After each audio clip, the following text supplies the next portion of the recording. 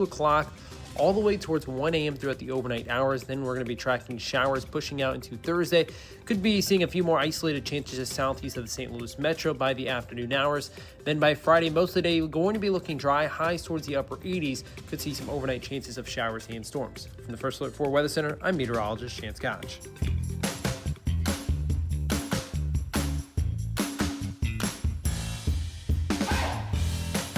Coffee? Check. Partisan hack talking points? Nope, not here. This is Mike Ferguson in the morning on News Talk STL.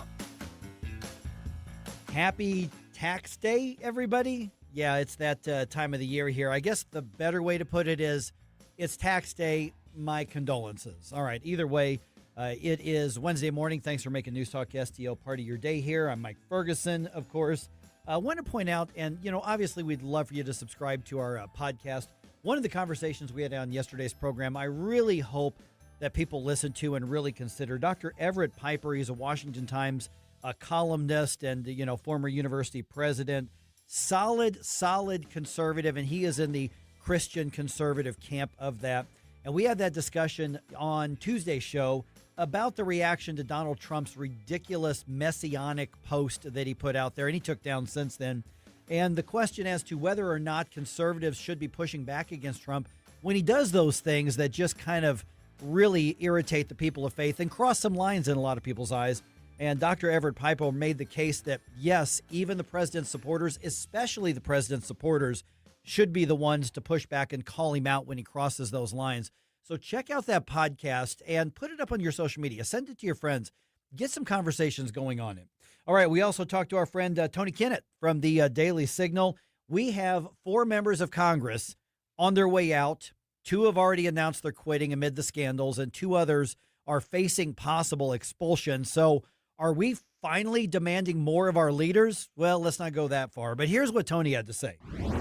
I'm going to bring this vote next week. If Democrats want to protect this type of garbage, I wouldn't recommend it, but they're going to be put on the board for that. I'm tired of this. I'm not going to serve with these sexual deviants. That's not what Congress is all about. And I think that we need to focus on the business of the American people, and it doesn't include this stuff. So let's get rid of them. Yeah, well, maybe that is kind of what Congress has become all about. It seems these days. At this point, that was Congresswoman Anna Paulina Luna on Jesse Waters' Primetime last night. So we're losing at least 2 sleazy Congress critters, but hey, it's in bipartisan fashion. So yay, bipartisanship. They're joined now by Tony Kinnett from the Daily Signal, Tony Kinnett Show in the podcast, of course. So Tony, it's not just a matter of we're trading one of theirs for one of ours. At some point, things are even too sleazy for Washington, D.C. I would love to say that morality and principles are making a comeback in the swamp, but I've been around long enough. I don't think that's the case. But is there something different about this situation? 4 members of Congress, 2 Republicans, 2 Democrats facing expulsion. 2 of them have already said, all right, I'm out. I'm bailing, Gonzalez and Swalwell, because it turns out they're just incredibly creepy, sleazy guys. Yeah, I mean, look, I'm going to level with you here right off the top of the bat. So obviously Sheila Shirfilis McCormick from Florida, Democrat, the lady who thinks FEMA is her own personal piggy bank. And then, of course, Corey Mills, Republican over in the Florida side of things. And again, also really skeezy, got married in the Al-Qaeda mosque. Those 2 will have their day in the sun. But of course, when we're talking about Eric Swalwell and the sexual misconduct, hey, on the bright side, I've seen a lot of commentary, a lot of pundits saying this is really bad. Look, since his sexual assault and targeting young women is now in the open, Ro Khanna can bring him as a guest to State of the Union, since those are the kinds of guests Ro Khanna brings. So it's not like Eric Swalwell is not going to be around for the State of the Union anymore. Let's look at the bright side. Yeah, and Swalwell, up until about 2.5 minutes ago, was the front runner in the California race for governor. So California governor, Democrats look at that as one of the launching pads to the presidency. And then he gets hit hard by life, going from I could very well be the next governor and the nominee in 2032 to I'd better create a LinkedIn and come up with a job. Yeah, I do love the open to work border on his profile. I'm appreciative. Also, it's amazing how fast that believe all women hashtag evaporated like Thanos snapped his fingers. And actually, I thought of y'all as soon as we saw the Swalwell announcing that he was being called to step down for the governor's race, because we've talked previously about those who will step down from campaigns like Tim Walz. They're like, I'm no longer running for governor of Minnesota. But in the meantime, they'll get up in front of you and say, but I'm still going to be the governor of Minnesota there in the meantime. Swalwell, for at least a couple of days, was like, yeah, I'm okay to keep sitting in Congress. And all of those people who called on him to resign as governor were not those who were quick to say, hey, maybe you should step down from Congress. So again, it's just funny to see what Hakeem Jeffries can and can't stomach. It's very, very selective. You got body slamming LaMonica McIver, the Kool-Aid man. Oh, yeah, to his right. And then to his left, he's got the FEMA piggy bank girl or the mortgage fraud lady. I mean, man, what a cast of characters. Yeah, could you be a little more specific? No, anyway, but there's just too many of them. But here's the thing is that a lot of times these politicians, I'm going to say politicians, they could be a Republican, they could be a Democrat, they just assume, if there's going to be a storm, write it out, media, and we'll move on to something else. Voters will figure out that they can focus on somebody else, and then with Gonzalez and with Swalwell, they figured out, oh, crap, we're not riding this one out. Yeah, and I appreciate all of the equations from all sides of the aisle here, because no one really quite knows how to deal with this in the meantime. Mm-hmm. So, for example, I see half of the people who really want to defend Swalwell saying, well, at least no one died. It was all consensual. And then the other side are saying, well, but Tony Gonzalez was consensual. His lady was very, very young. It's all the same. Stop it. You don't have to get out there and make equations. You know what? Here's a cool idea. When you're married, don't have sex with other people. The more you know, from NBC flashing across the screen with a shooting star. Don't be a whore. More after this. Yeah, it would be that simple. You would think, yeah. And here's the thing. And we're visiting with Tony Kinnett from obviously Daily Signal, Tony Kinnett Show. We've already tagged you on our social media. Hopefully people are following you through our broadcast here as well. I would love to think, like I said a little bit ago, that there's this new upswing in principles and morality. I'm not dumb enough to actually think that. And then you look at the Swalwell situation, which Gonzalez, I think we may have reached the end of how bad this is, and it was really bad. With Swalwell, we may just be opening up how bad this is, and the fact, Tony, that there are people who are now kind of saying, yeah, we knew this was going on. We knew he was like this, but they wouldn't say anything because then you're messing with the machine and you don't want the machine to mess with you, which shows you another layer of the entire problem. I think it's more the kid who asks for homework.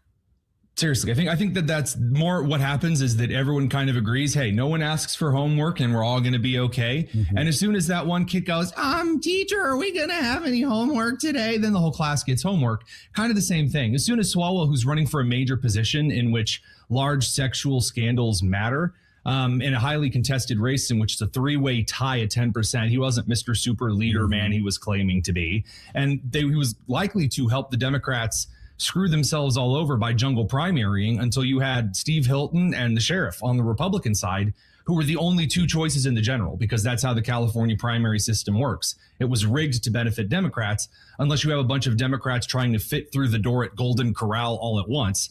And then Republicans end up slinging on through.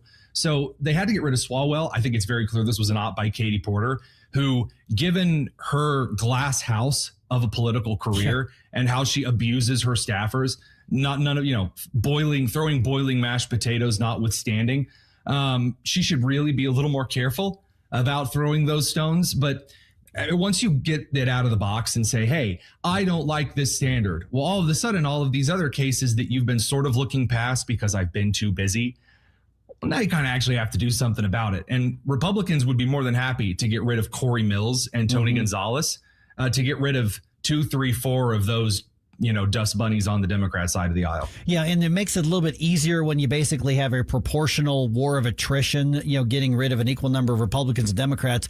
At some point, there's going to be a question as to, do you do the right thing, even if it means taking a vote off the board on your side? And to their credit, the Republicans, have done that a couple of times, but there's a massive amount of political pressure to find a solution to that sort of thing. And I think that there's an increasing number of voters, Tony, who are just saying, no, we're done with the garbage. Well, first of all, we could stop electing these people to Congress, but hey, that's too simple of a solution for that sort of thing. But at some point, people are saying, I want accountability, but I'm also been around long enough to know that that can dissolve before election season when the fear mongering really starts. And I say this as a Cards fan, and again, I would also say as a Hoosier, but I know that's a slur in St. Louis. Yeah. So as a Cards fan, after the third season, in which it's just loss after loss after loss, I no longer care. I no longer have any affection for individual players, coaches, whatever. Fix the team. Fix the team. I don't care. Fix the team. Oh, you're the beloved shortstop, but no, fix the team. Get out of here. Screw off. I don't care. That's how fans of a team are. And in this case, you see the same in Congress. I don't care. Look, oh, you're on my side of the aisle. Oh, I don't care. You're annoying. You're weighing us down. I'm sick and tired of dealing with you every morning. All the guys at basic training, give the guy a sock party, hit him with the soap and the sock, and then we call it a day because I'm not dealing with this forever. That's what voters are like. They're just tired, and they don't care if, well, maybe, he's on our team. No, Screw off. I don't like you anyway. Get out of here. You're dragging us down. I have other things to do. Yeah, there's a political equivalent of like what you said, fix the team, fix the Cardinals. And then there are people who would do the equivalent of, well, that must mean you like the Cubs. If you want, no, it means we want our team to get better is what that means, so that we're better than the Cubs or everybody else. And that's one of the things that drives me nuts is, hey, somebody on our side is doing something bad. They're doing something big government. They're doing something unconstitutional. They're doing something really skeezy that's affecting other people. Well, then I guess you want the Democrats to. No, I want the right to be better and be principled so that we can lead and fix the problems here.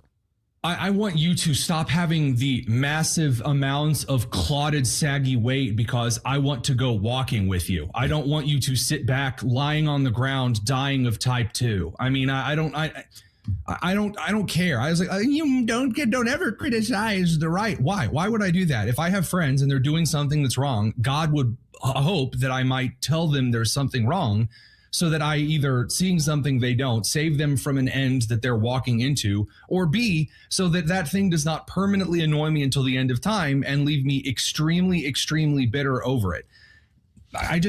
Same with the Trump Jesus picture stuff over the weekend. I'm sorry. I'll criticize. He shouldn't have done that. I'm not going to make it a huge deal because I always call balls and strikes.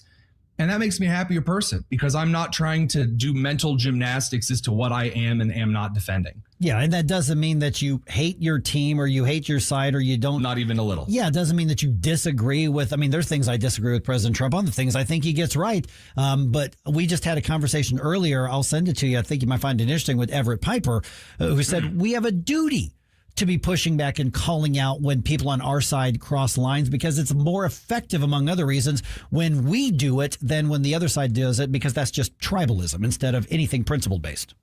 Again, because of analogies, and man of analogies, former teacher, it's kind of how I think and feel. So when the reason that I complained a lot in the sequel Star Wars movies is not because I hated Star Wars. People who think that are retarded. Instead, I, yours truly, complained because I said, wow, we have a time when the original actors are about to die and when we have the best visual technology ever.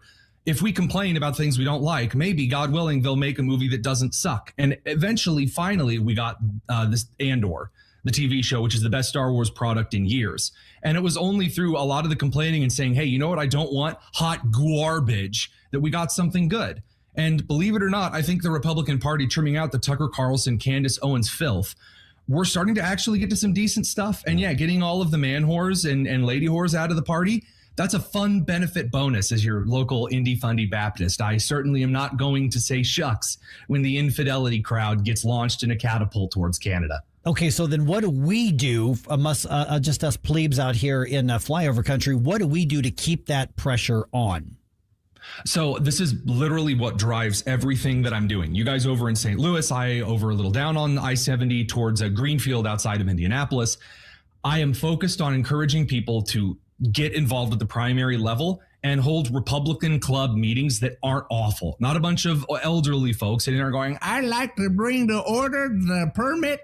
No, don't do that crap. Go and have a beer and some wings with some of those that you like in the community and get involved at that level. And that kind of long-term building genuinely creates movements that we saw, the persistence movement after Biden won, that actually created a huge amount of momentum that ended up flipping the entire state of Pennsylvania, or the Commonwealth, excuse me. That's the kind of stuff that matters.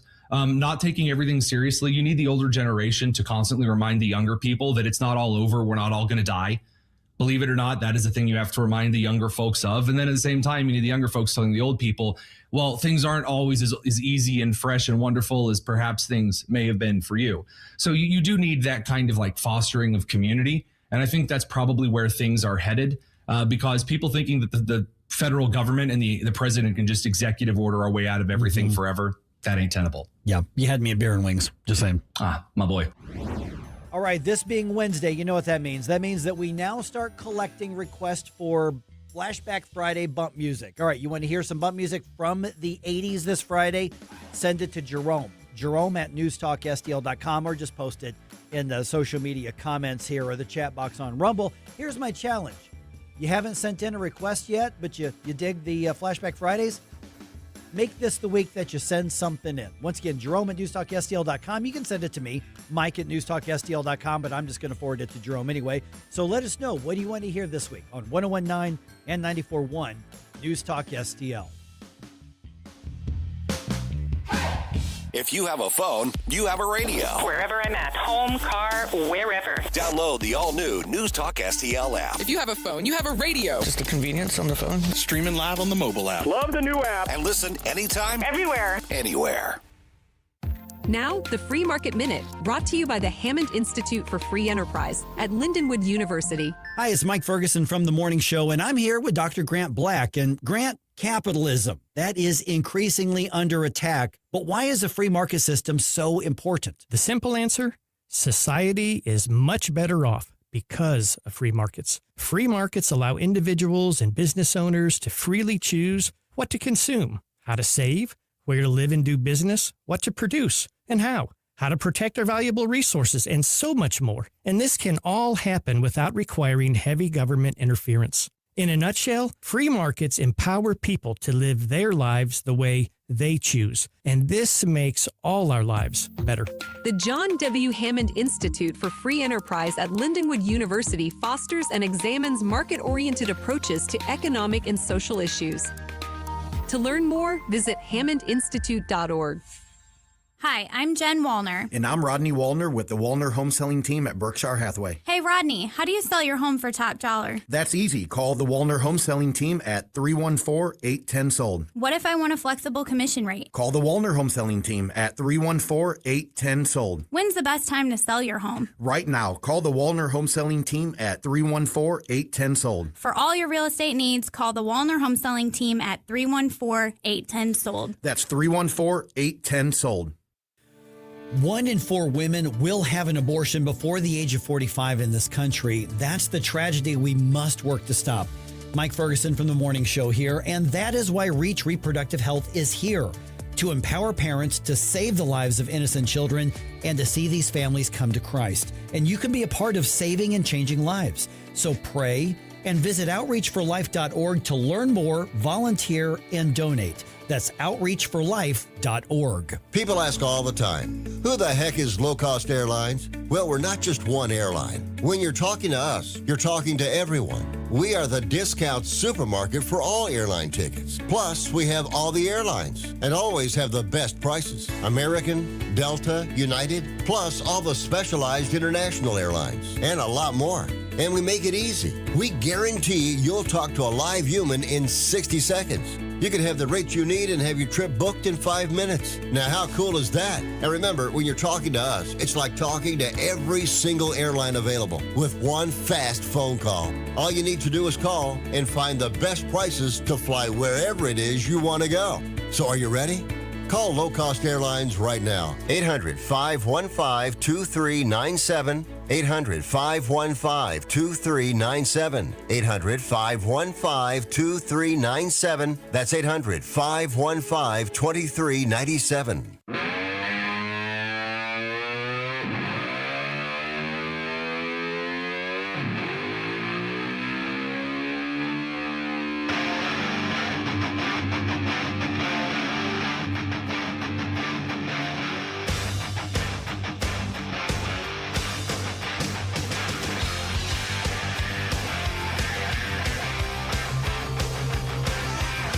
Get up, St. Louis. It's Mike Ferguson in the morning. All right, the next round of accusations against Eric Swalwell dropped. Susie was hinting at this yesterday. Oh, the story did break, and it's ugly. I mean, it's ugly. I was not expecting it to be pretty, but when you say the new ones are even uglier, that's not good. Yeah, and here's the thing is that we should be shocked at this, but with all the stories coming out about Eric Swalwell, we can't be shocked. Yeah.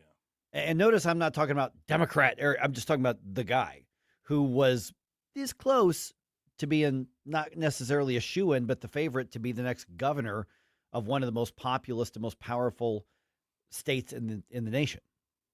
So this is really, really ugly. It is 5:55 right now. We're going to hear from the alleged victim in the news dump at 7:04 as well. But one of her attorneys, his name is Eric Fudali. He's trying to kind of get out in front of the, I guess you guys want to get rid of a political opponent. Here's what he had to say. This is not about Democrat versus Republican. This is about accountability versus silence. This is not about the pursuit of governor. This is about the pursuit of justice. And that was from a press conference that they had when they announced the accusations. And the victim, the alleged victim, is working with law enforcement. I don't know how strong her case is going to be because she didn't go into the hospital or get a rape kit or anything like that. But we'll talk about that here in just a little bit as well. Chris Harps and I, and of course, Chris's bride, Becky, we were at the Vitae Foundation banquet last night. Brandon Tatum, Officer Brandon Tatum was the keynote speaker at it. And actually, we caught up with him afterwards. And so here in the 6 o'clock hour, our conversation with Brandon Tatum is going to be on. It was really a great event right at the Plaza Frontenac. Obviously a fundraiser for the Vitae Foundation, but they do such great work that I just wanted to highlight them as well because, there's a lot of different elements of the pro-life movement. Missouri Right to Life actually saw Steve Rupp from President Missouri Right to Life. He was there last night. They obviously handled the campaign for Amendment 3 and the policy work and the political work. Reach Reproductive Health does such great work medically, both physically and emotionally supporting women. Vitae does so much research and messaging. They're helping to change hearts and minds, and we'll talk about that more at 6:20. 42% of Missouri fourth graders can barely read. 42%. It's the worst result in 20 years. If kids can't read by third grade, they fall behind in school, and many never catch up. But other states have provided a roadmap for success. Missouri needs one universal reading test for all third graders and one clear statewide standard for what it means to pass that test. A struggling reader who still can't read after extra help and a second chance at the test should repeat third grade with some exemptions. We also need to end the outdated 3Qing method, which encourages guessing instead of reading, and require teachers to be trained in the science of reading. In Mississippi and Indiana, test scores jumped up dramatically after these reforms, and Missouri can do the same.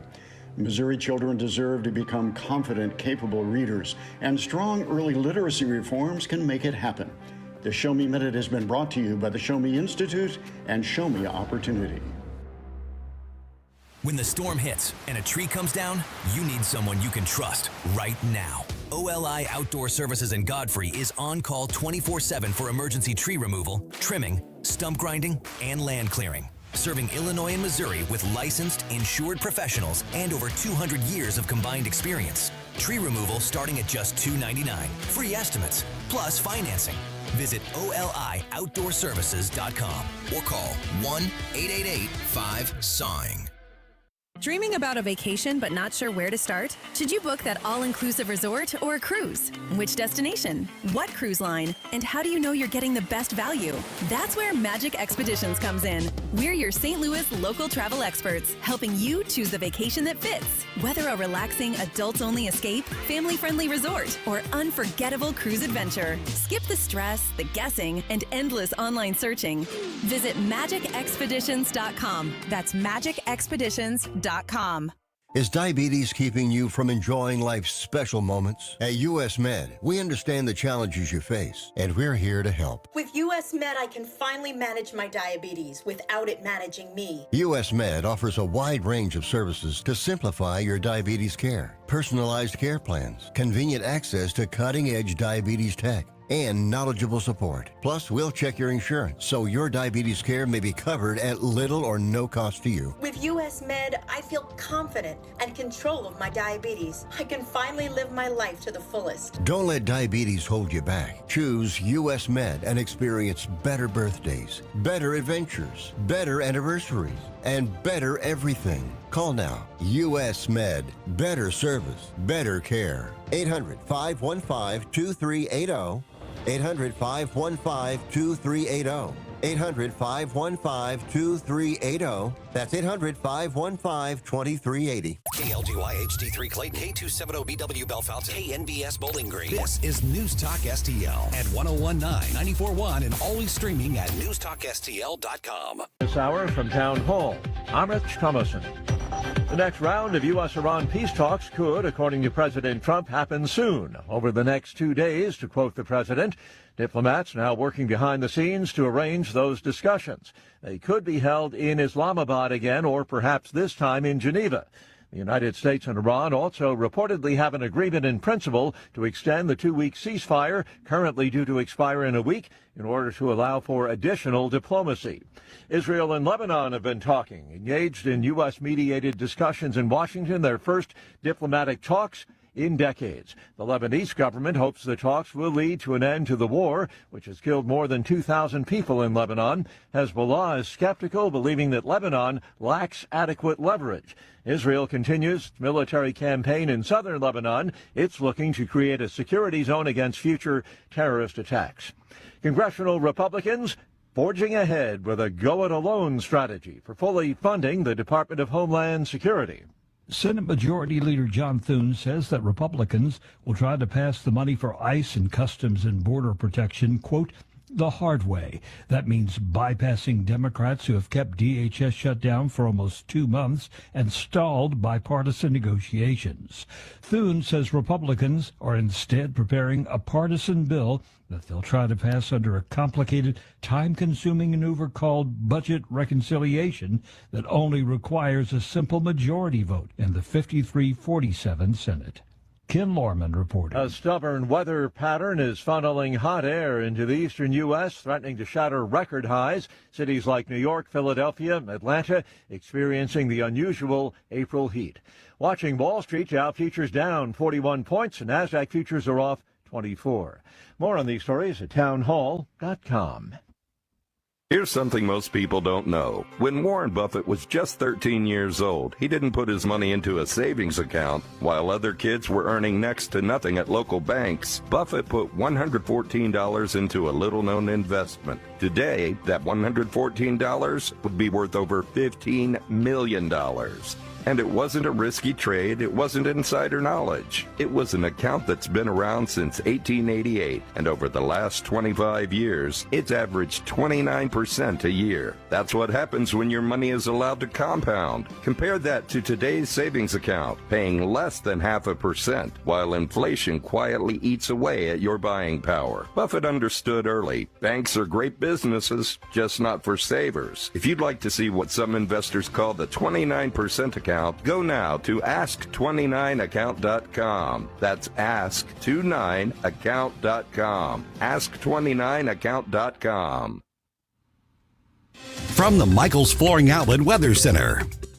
Meteorologist Chance Gotch with your first alert forecast. We're going to be tracking highs towards the lower 80s. A first alert weather day has been issued, as we could see the possibility of some strong to severe storms during the afternoon hours, lasting from 2 o'clock all the way towards 1 a.m. throughout the overnight hours. Then we're going to be tracking showers pushing out into Thursday. Could be seeing a few more isolated chances southeast of the St. Louis metro by the afternoon hours. Then by Friday, most of the day going to be looking dry, highs towards the upper 80s. Could see some overnight chances of showers and storms. From the First Alert 4 Weather Center, I'm meteorologist Chance Gotch. This hour of News Talk STL brought to you by Chris Cooper and Serenity Wealth Management. Business owners, download your free playbook for financial clarity at SerenityWealthBiz.com. That's SerenityWealthBiz.com. Hey, it's Susie Moore. If new flooring makes you think hassle, think again, because Michaels Flooring is changing the game. For over 30 years, Michaels has been locally owned and trusted for quality, variety, and amazing service. Whether it's carpet, hardwood, laminate, luxury vinyl, or ceramic tile, their expert team makes installing new floors exciting, not stressful. That's why customers keep coming back. Visit Michael's Flooring at St. Peter's, Starting Prairie, Creve Coeur, or online at igotfloored.com. That's igotfloored.com.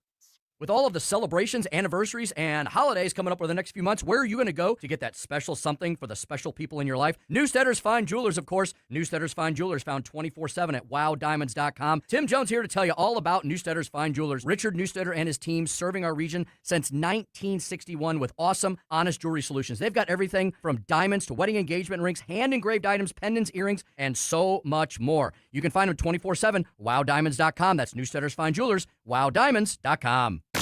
On the next, Larry Connors, USA. On this date, 1,500 died on a luxury cruise. The story behind the story, the Titanic. Larry Connors, USA. Now, weeknights 6 until 8 on News Talk STL.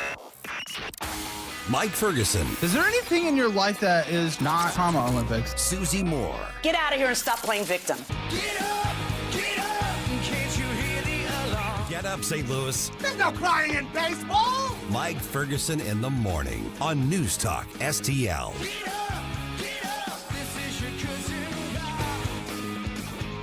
Okay, Sam Page is suing, and he wants a ruling against something that has not happened.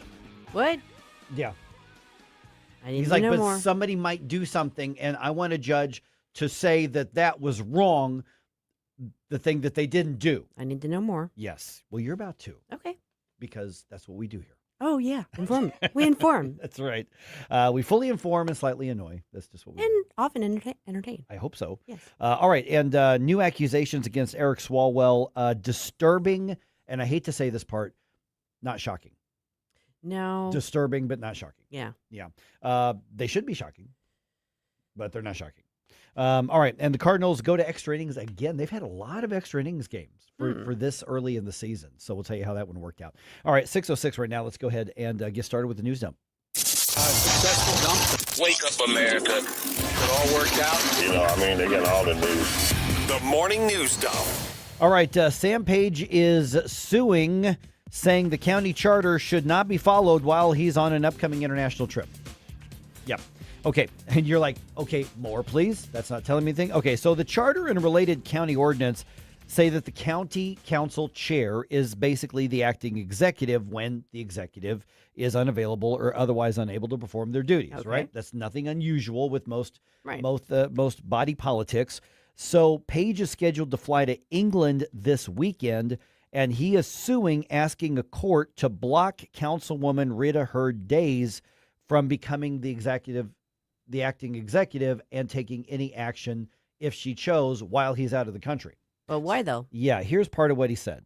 The county council is attempting to do something that's never been done before in the history of the county, and that is seizing executive authority while the county executive is still in office. Okay, I listen, we know that I don't like Sam Page. Okay. This is news to me. I don't know what he's talking about. I don't either. Yeah, his argument is that, you know what, he's accessible by phone anywhere in the world, and he says if the court does not rule in his favor and basically issue a preemptive injunction against her doing anything as acting executive, then he's just going to cancel the trip and not go to England. Okay, Sam. Right. Knock yourself out. If the charter provides that that's what happens when you are out of the country and unavailable, then that's what the charter provides. Right. Apparently, he knows or he got wind of the fact that they're planning on taking some action that he doesn't Right. agree with Yeah. while he's in absentia and he doesn't like it. Stomp his feet. But the idea that they might do something, so I'm going to sue and get a court to rule on it, is that normal? Is that common? I mean, doesn't something have to happen before you go to court? No, I mean, you can, there's such a thing as, seeking declaratory relief, perspective relief. There are situations where you're doing that. Like, I think in terms of like elections, your Right. forward-looking situations. So that in and of itself isn't super duper crazy. I mean, there's certain requirements you have to meet in order for that to be a viable request. But I don't know what's going to happen with this one. This Yeah. is odd. It's very odd. Councilman Mike Archer is going to be on the show at 7:05. So we're going to ask him So about I guess that. he's bringing that action in St. Louis County In St. Louis before County. St. Louis County Court. Yep. I'm going to look it up. Yep. All right. California Congressman, well, I guess former Congressman, has he actually left office or is he leaving? Who, office. Swalwell? Swalwell. He basically was turning his staff over yesterday. So, Okay. I mean, he is in process, if not fully gone. Yeah, so he may be still on the payroll, but if it's a matter of days, one way or the other, it's- So he has announced, obviously, he's leaving Congress after accusations of sexual assault and other sexual misconduct. In a statement posted on X, Swalwell apologizing, obviously, to everybody, but still saying, I'm going to fight the accusations. Right. Yeah. One of the accusers spoke at a press conference for the first time on Tuesday. Her name is Lana Drews, and she says that she had contact with Swalwell in 2018 while working as a model and for her fashion software company. She describes the night where she says that she was drugged by Swalwell and taken back to his hotel room. He raped me, and he choked me. And while he was choking me, I lost consciousness. And I thought I died. And this is a completely separate case from an accusation that is from 2024. Oh, yeah. And then this case here, it could be they are now working with prosecutors and law enforcement. She acknowledges that she did not report it. There was no rape kit done, and the evidence that she has is basically her texting friends saying this happened in journals. So it's going to be a different approach to prosecuting if they think they've got enough to go on. It is. And understand, I mean, rightly, it raises some questions. My understanding is that there are also reportedly contemporaneous therapy notes as well. Okay. She sought counseling and therapy after this. And so if there are therapy notes from back in that time frame that seem to corroborate this. Can those be admitted in court? If she voluntarily, I mean, there might be some restrictions on parts of it, but Right. if she's willingly sharing those, then that could be part of the case too. So, again, you've got to, he's got to be presumed innocent until proven guilty. Mm-hmm. I don't know how well this all holds up. I mean, keep in mind, Christine Blasey Ford, everyone thought was, going to have Kavanaugh dead to rights. And then that kind of fell apart. Right. So be that as it may, but my understanding is that there is at least some contemporary corroboration. Mm-hmm. Okay. U.S. Navy ships blockading Iranian ports and talks with Iran in Pakistan, as we know, all failed. There was no deal made. President Trump rejecting Tehran's offer to pause nuclear activities for 5 years, saying, how about 20 years? Mm-hmm. Well, that's a stalemate right now. In an interview with Fox Business's Mornings with Maria, that's going to air later today, actually, the president told Maria Bartiromo that America's war in Iran could be coming to a close because he still says Iran wants to make a deal. I had to divert because if I didn't do that, right now you would have Iran with a nuclear weapon.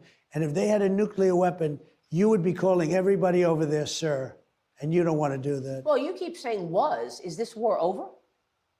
I think it's close to over, yeah. I mean, I view it as very close to over. Okay, now Vice President J.D. Vance was being asked about this. He had an interesting conversation the way it turned in the event he was appearing at. He admits that many young Americans are not supporting this U.S. war in Iran. Here's what he had to say. Addressing a Turning Point USA event in Georgia, the vice president said he understands why a lot of young voters don't love the Trump administration's Middle East policy. But he urged conservative activists who disagree with the president on the war to avoid becoming disengaged. He also said Donald Trump wants the U.S. to reach a grand bargain with Iran. The development of Iran's nuclear program remains a key sticking point. Greg Clugston, Washington. I mean, war is about as big of a policy thing as you get. Can you keep the tent and the coalition together, even if there's a significant portion that don't like this? That's a fair question. Yeah, I'm curious what people think about that as well. Okay, a 33-year-old man faces charges in connection with the vandalism that left 5 cars tagged with swastikas in the city. Oh, they found it. We do have more information on him. Yep. St. Louis City Police arrested Daniel Hughes on Monday. He is charged with first-degree property damage. He's accused of spray painting the symbols on, like I said, 5 cars in the Benton Park neighborhood on Sunday. Yeah, and by the way, he also had outstanding property damage and trespassing cases in other parts of the metro, too. So he's what they call known to law enforcement. He sounds nice. Right, yeah. Okay, the Cardinals walk it off in the 10th inning. Nathan Church's sacrifice fly finished off the 6-5 win over the Guardians at Busch Stadium. It still sounds weird to me to say the Guardians. Who is that even? Cleveland? Okay, that used to be the Indians. Okay. Yeah, it used to be the Cleveland Indians. And now I had to think about that. Right. You're right. No, that sounds more like I don't know, like an arena football team or it doesn't sound like a baseball team. No, and okay, so there is a Guardians thing in Cleveland. So they've got the main bridge going into town. They've got like these big like mythical creature statues that are like the guardians of the city. Yeah. So that's where the team name came from. So it actually does mean something. So there's a logical nexus. Okay.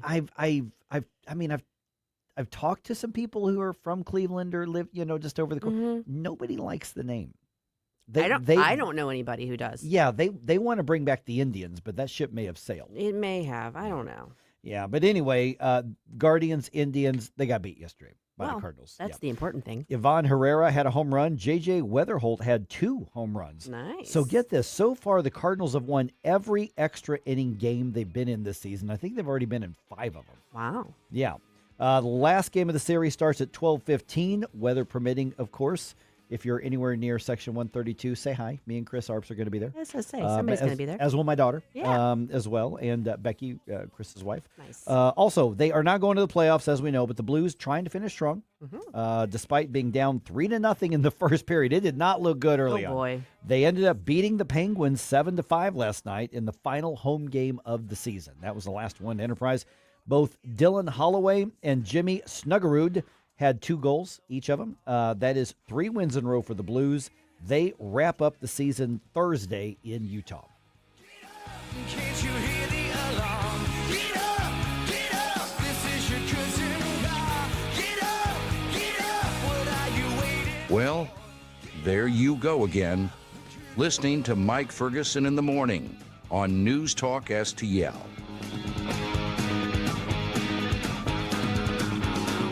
All right, just a quick note here in a couple of minutes. The Officer Brandon Tatum was in St. Louis last night. Chris Arps and I had a chance to talk with him for several minutes. You're going to hear that conversation in about 3 minutes right here on News Talk STL. And Wednesday is one of my favorite days here at the office. You know why? Because it's donut day. And listen, I eat healthy. I work out.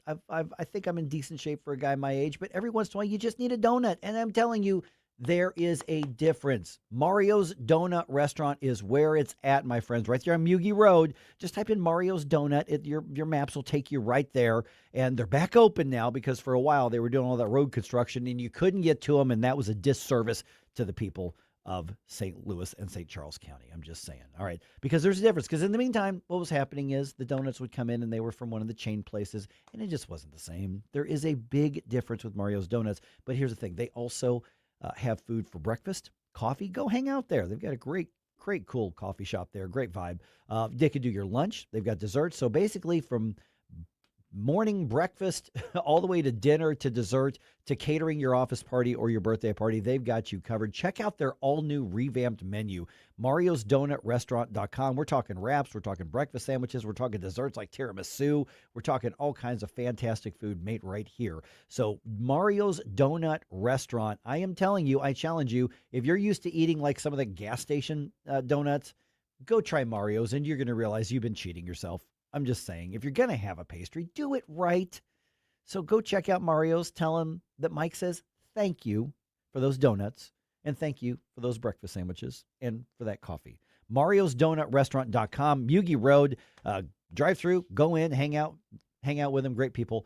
Check them out. Tell them Mike said hi on MariosDonutRestaurant.com. Tired of settling for generic fishing gear? Say hello to Bullseye Bait and Tackle, O'Fallon's one-stop shop for serious anglers.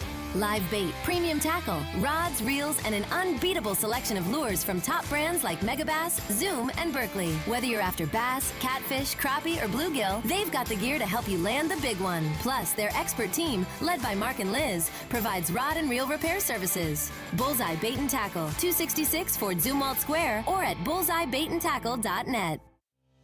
Hi, this is Mark Harder with RE/MAX Results, the region's largest RE/MAX real estate brokerage. It is cold outside, but the real estate market is hot. This is a great time to buy or sell a home. Interest rates are also declining, which gives you more buying power. Someday is not a day on the calendar, but today is. Call me at 314-852-8933 for a free custom home buying plan. 314-852-8933. Don't let spring surprises ruin your comfort. Johnson Heating and Cooling in Wentzville is offering air conditioner checkups for just $99. We'll check your Freon, inspect your condensate hose, and test all electrical connections. Plus, we'll clean your system for no additional charge if you act before June 30th. Keep your home running smoothly this season. Visit johnson-heatingandcooling.com. That's johnson-heatingandcooling.com. Johnson Heating and Cooling. Your comfort, our priority. This hour of Mike Ferguson in the Morning is brought to you by Stifel. Request a portfolio review from your Stifel financial advisor at stifel.com. That's STIFEL.com.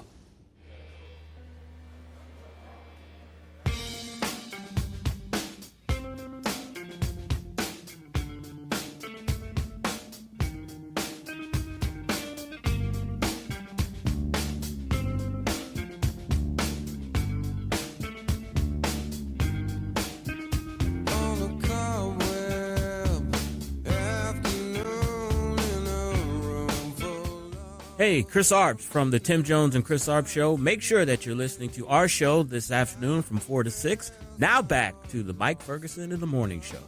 Hey, Mike Ferguson and Chris Arps here at the Vitae Foundation event that just happened, well, as this is airing last night, Chris, and Brandon Tatum from the Officer Brandon Tatum Show. Everybody knows him. Everybody loves him. But Brandon, I got to tell you, I was really impressed at the messaging, especially when you started off by saying so much of the pro-life movement isn't wrong. We're not wrong in what we say, but sometimes the fight for life is a lot more of the fight as opposed to the compassion and the care and the messaging, especially for young people. Kind of talk about that for a second, because, I mean, conservative media, you know how we can get, man. And so when it comes to rethinking how we get the pro-life message out, what are some of the key things we need to keep in mind? Well, I think that's a great question, and it's something that I've evolved to. When you're trying something and it's not working, or you see that you need to change, you have to make some improvements. And so just being very punitive towards people that make such a devastating decision, it's not always often what works, and it's the same as your relationship with Christ. Yeah, you can sit on a corner and scream at people and say they're going to hell and fire and brimstone. Maybe you'll get a few people that feel guilty enough, but guilt doesn't make you stay. Guilt doesn't make you improve as much as love and compassion. And because a lot of people have a lot of different things going on, right? Some people are being coerced into these things. Some people culturally, they've been told that this is normalized, or they have been, told that this is something that they would normally do. So we have to be compassionate and be informative and love people, and I think that makes all the difference. Brandon, very passionate speech, very speech that really moved me. As you know, African-American women have the most abortions per capita. And when I have spoken with African-American women, one of the things that they bring up is, well, I think that it would be better to abort the child than the child to be maybe in a situation where they are abused or they're malnourished, they don't have the best things of life. I'm sure you've heard that same thing as well. How do you address women that say that to you? Well, I asked them, sometimes maybe they'll think it's jokingly the way I asked them is that I didn't know you could tell the future. Yeah. Are you God, and can you tell the future? And if you can, then you can make the decision to take the life of somebody else. But you never know who this child will become. And really, it's not their fault that you're in this position. The responsibility was before you got in this position. So now that you're here, what are you going to do about it? And I think you need to sometimes giving a chance at life is the best thing you can do. And I bring up the story of Ben Carson, one of the greatest men to ever live. And his mother was a single mother. I think she couldn't read as well, and she had every reason to not have Ben. But look at when she chose life, look at what he became. And so that's one opportunity to share with them, an example, and maybe it'll change the trajectory of how they think about the situation. And it's not so much as I'm in the moment, but it's not about me. It's one of the things that I try to encourage people with. Mike Ferguson and Chris Arps here at the Vitae Foundation banquet that happened at the Plaza Frontenac on Wednesday with Officer Brandon Tatum. You see him on the Officer Brandon Tatum show. One of the other parts that I think just needs to resonate more was so much focus tonight on men being involved. And Brandy followed up what you said, Brandy Meeks from the Vitae Foundation, saying that we men are conditioned to shut up. We're conditioned to stay the hell out of this, because we're not supposed to have a voice, and we're only supposed to affirm what's said. And then you mentioned your encounter with Planned Parenthood where they didn't want you there. So what is it that we need? How do we become bold on that while trying to navigate the whole toxic masculinity nonsense from the far left? Yeah, first of all, toxic masculinity is bullcrap. Yeah. If toxic masculinity is going to war, fight for this country, building civilizations, then, well, let's be toxic then. Toxic masculinity, and I think that they've hijacked the word. Toxic is when you're a coward, when you're, abandoning women that you have children with. That's toxic. But the reality is we need to stop listening to that phony crap. What we need to do is focus on, as men, what are our responsibilities, and we need to step up to those responsibilities. And it's not just a woman's decision, right? That woman has a father. That woman has brothers. Men have involvement. That woman can give birth to another man, right? A child that becomes a man.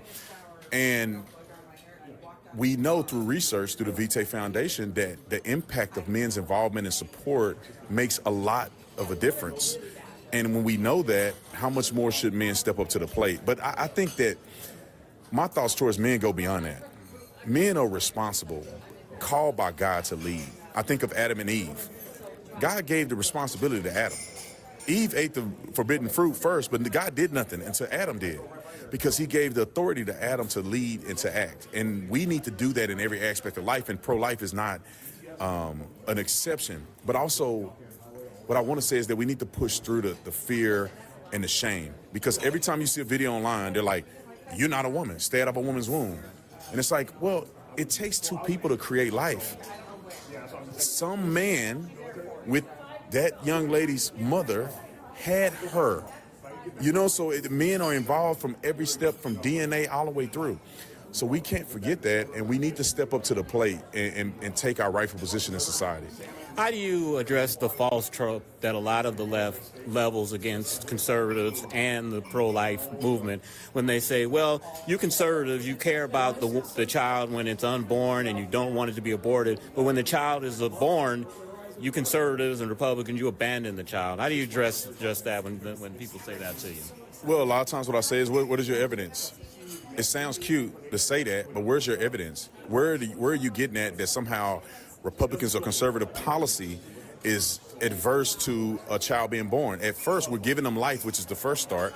And then also, we believe in capitalism, the empowerment of the family, family unity, all of the things that we agree with that they don't. So when they say we don't care about, the child after the child is born, that's a lie from the pit of hell. And I just encourage people, when you encounter somebody like that, you say, give me evidence. You can't just run your mouth and say that that's true. I want you to show me, what policy position do conservatives have that is against the betterment and the prosperity of the family unit? And then you can also push it back on them, because they're the ones telling women that they should go into this alone. They're the ones acting as if, the family structure is not one of the most important structures in human existence. And so they're the ones that are really not supportive of the child from the womb to the tomb. So you're brought into St. Louis by the Vitae Foundation. They provide so much of that information that can help with that. What is it that you hope people take from the Vitae Foundation that you're finding with them? Yes, there needs to be an innovative way to approach these topics. There's no way you can find your target if you don't understand the full breadth of what the conversation really is. And the Vitae Foundation is doing that. They do it with integrity, and they're growing by the minute. And so if you want to be a part of or support an organization that's good, the people who run the organization are great, genuine people that believe in the movement and are consistent, this is the place that you want to support. And I love the Vitae Foundation because they focus on research, and you cannot deny what research is showing, and the application of that research is how we change, the country and the way we look at the pro-life movement.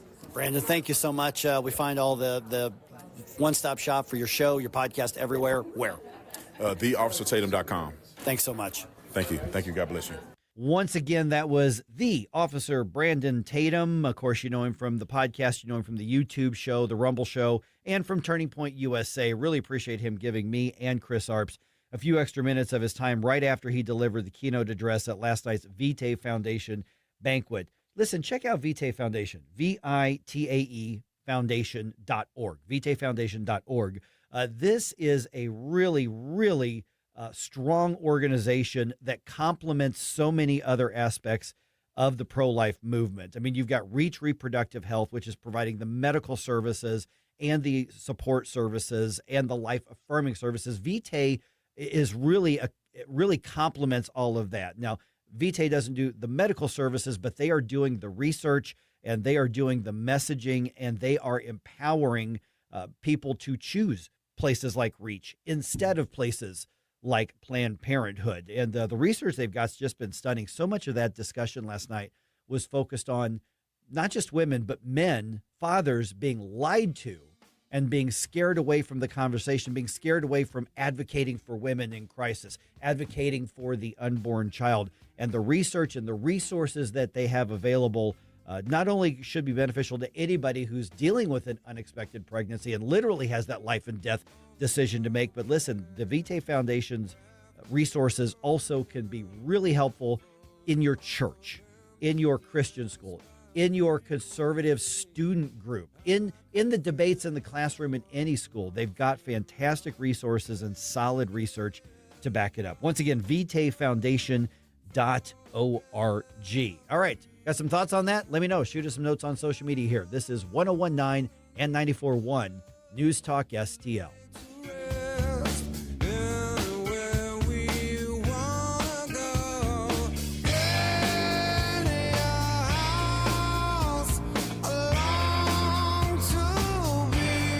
Mike Ferguson in the morning. The strong protecting the weak and the good defeating evil. On News Talk STL.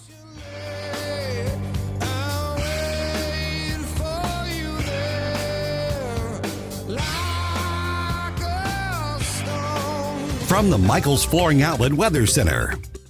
Meteorologist Chance Gotch with your first alert forecast. We're going to be tracking highs towards the lower 80s. A first alert weather day has been issued as we could see the possibility of some strong to severe storms during the afternoon hours lasting from 2 o'clock all the way towards 1 a.m. throughout the overnight hours. Then we're going to be tracking showers pushing out into Thursday. Could be seeing a few more isolated chances to southeast of the St. Louis metro by the afternoon hours. Then by Friday, most of the day going to be looking dry, highs towards the upper 80s. Could see some overnight chances of showers and storms. From the First Alert 4 Weather Center, I'm meteorologist Chance Gotch. Hey, it's Vic Porcelli. We're sitting here with our great friend, Chris Cooper. Hi, Chris. What's going on, Vic? How are you? I hear you wrote another book. This one's an e-book. Is that right? The Business Owner's Playbook for Financial Clarity. So it is a great book for entrepreneurs. It's a very short guide. Give people, business owners, the ability to understand key questions that are important, such as succession planning, legacy planning, getting the IRS out of our pockets, right? Because do you like paying taxes? I do not. I don't think anybody likes paying taxes, right? That just makes sense. And then always talking about protection. And then the other thing from a business owner perspective, what is the biggest asset a business owner has? Probably their business itself, right? We need to make sure we understand what the value of that business is as well. So this new book, I'm sure, is incredibly expensive, right? How much? No, it's a free resource. Oh, it's free. We provide guidance, we provide education because we want to make sure people feel educated and understanding because sometimes you don't know what questions to ask, and we need to make sure we help arm people with information to ask the right question. Reach out to Chris and Stacy today at SerenityWealthNow.com. Investment advice offered through Fortis Capital Advisors, LLC. Ever feel like just a number in a waiting room? Hi, I'm Shannon Tribue, Director of Operations with Body of Health Direct Primary Care. Navigating the medical system can be a maze of stress. I'm your personal guide at Body of Health. I handle the messy parts of medical care, the logistics and complex coordination, both in and outside our walls, so you and Dr. Tobler, that's my dad, can focus on what matters most, your health. At Body of Health, you're not just a patient, you're part of the family, because that's healthcare the way it ought to be. To learn more, schedule a discovery call at bodyofhealth.com. This is what's happening. The Save America Act, and it's exactly that. It should only be looked at through the prism of how does this benefit American people? 101.9 and 94.1. Number one for conservative talk. News Talk STL.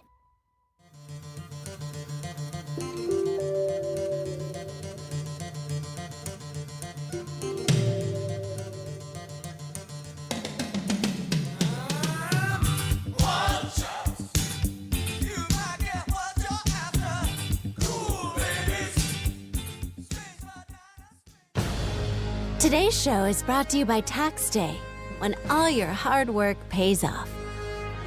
for the government. Seems about right. Yeah. Yeah. Susie was just lamenting, you've got to go to the post office today. Who goes to the post office? The one who was going to pay her taxes online and then discovered that there's a pretty healthy fee that goes along with doing so, so would rather just drive by the post office instead. Well, the post office misses people, so they'll be happy to have somebody go by. Wave at At least I know where it is. Yeah. I don't know about you guys. I am just so happy I can pay my fair share so we still have roads. I wish every day was tax day. Over the moon. Yeah, that's from the gas taxes. So, geez. All right. Tax day. I mean, the funny part is I started off the show a little bit ago. I'm like, happy tax day? Happy? No. Is there a Hallmark card for that? I need to look. Oh, my goodness. They'll tax you on it if there is. I'm sure. All right. Now joined by Ross Marchand from our friends at the Taxpayer Protection Alliance. All right, Ross.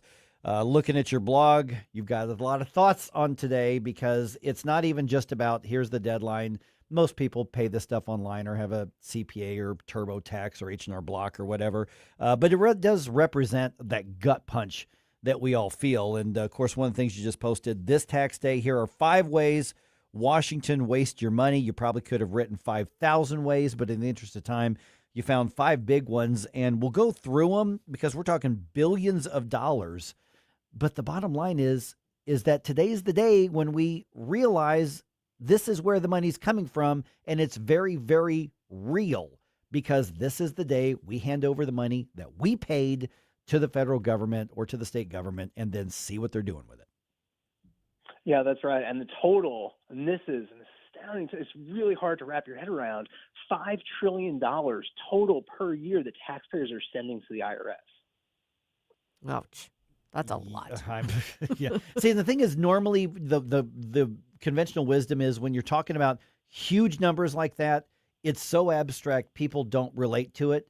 But on tax day, you can relate to hundreds or thousands of dollars that you are putting towards that trillions of dollars. And then we'll get into the billions in waste that are easily identifiable. Exactly. And every year, Americans are spending more and more money, not only just sending the taxes, the amount of taxes that they owe in itself, but also all the hours spent in prep time leading up to April 15th. Yeah, that all adds up. Ross, I think one of the things that really, stands out to me is the different attitude people have towards taxes if they are getting a refund versus if they're paying. Because even people that recognize this realize that if you're getting a refund, it's just because you loaned the government that money. Interest free. Yeah. And if you're paying, it's because, but that's what really brings home to you. And I wish we could get to a way where people could see this is how much I'm paying in taxes instead of just having it, disappear magically and automatically. And some of it somehow miraculously end up coming back to them as a refund. Yeah, exactly. And look, so there's all the frustration about, at best, you're giving Uncle Sam an interest-free loan. And at worst, so maybe you're appealing something to the IRS, and then you go through the appeals process, and you're sitting down with the IRS, and you're looking across the table, and it's 10 IRS lawyers against you. So a lot of Americans go through that process, and they say to themselves, how did things get so messed up to begin with? I had somebody, and I truly want to get into some of these 5 ways Washington's wasting your money, but somebody argued to me, not argued to me, but I heard them make the argument saying if we stop payroll deductions and everybody was required to make a payment online or cut a check at the end of the month every year, people would have an entirely different understanding of just how much this is hurting our household budgets every single year. Yeah, exactly. And that was a point that was made by Milton Friedman, a famous economist. And he absolutely had a point.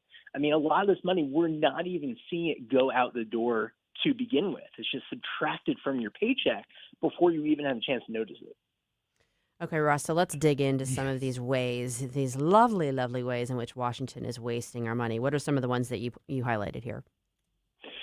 This first one was jaw-dropping for me. Now, I have been in the taxpayer protection business for a long time, and I had no idea the number was this high, but more than $200 billion a year in improper payments, and that includes waste, fraud, and abuse.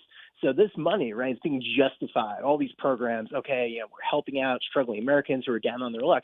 And then, you actually see how the money is spent, and it's not going where the bureaucrats say the money is going. We are visiting with Ross Marchand from the Taxpayer Protection Alliance.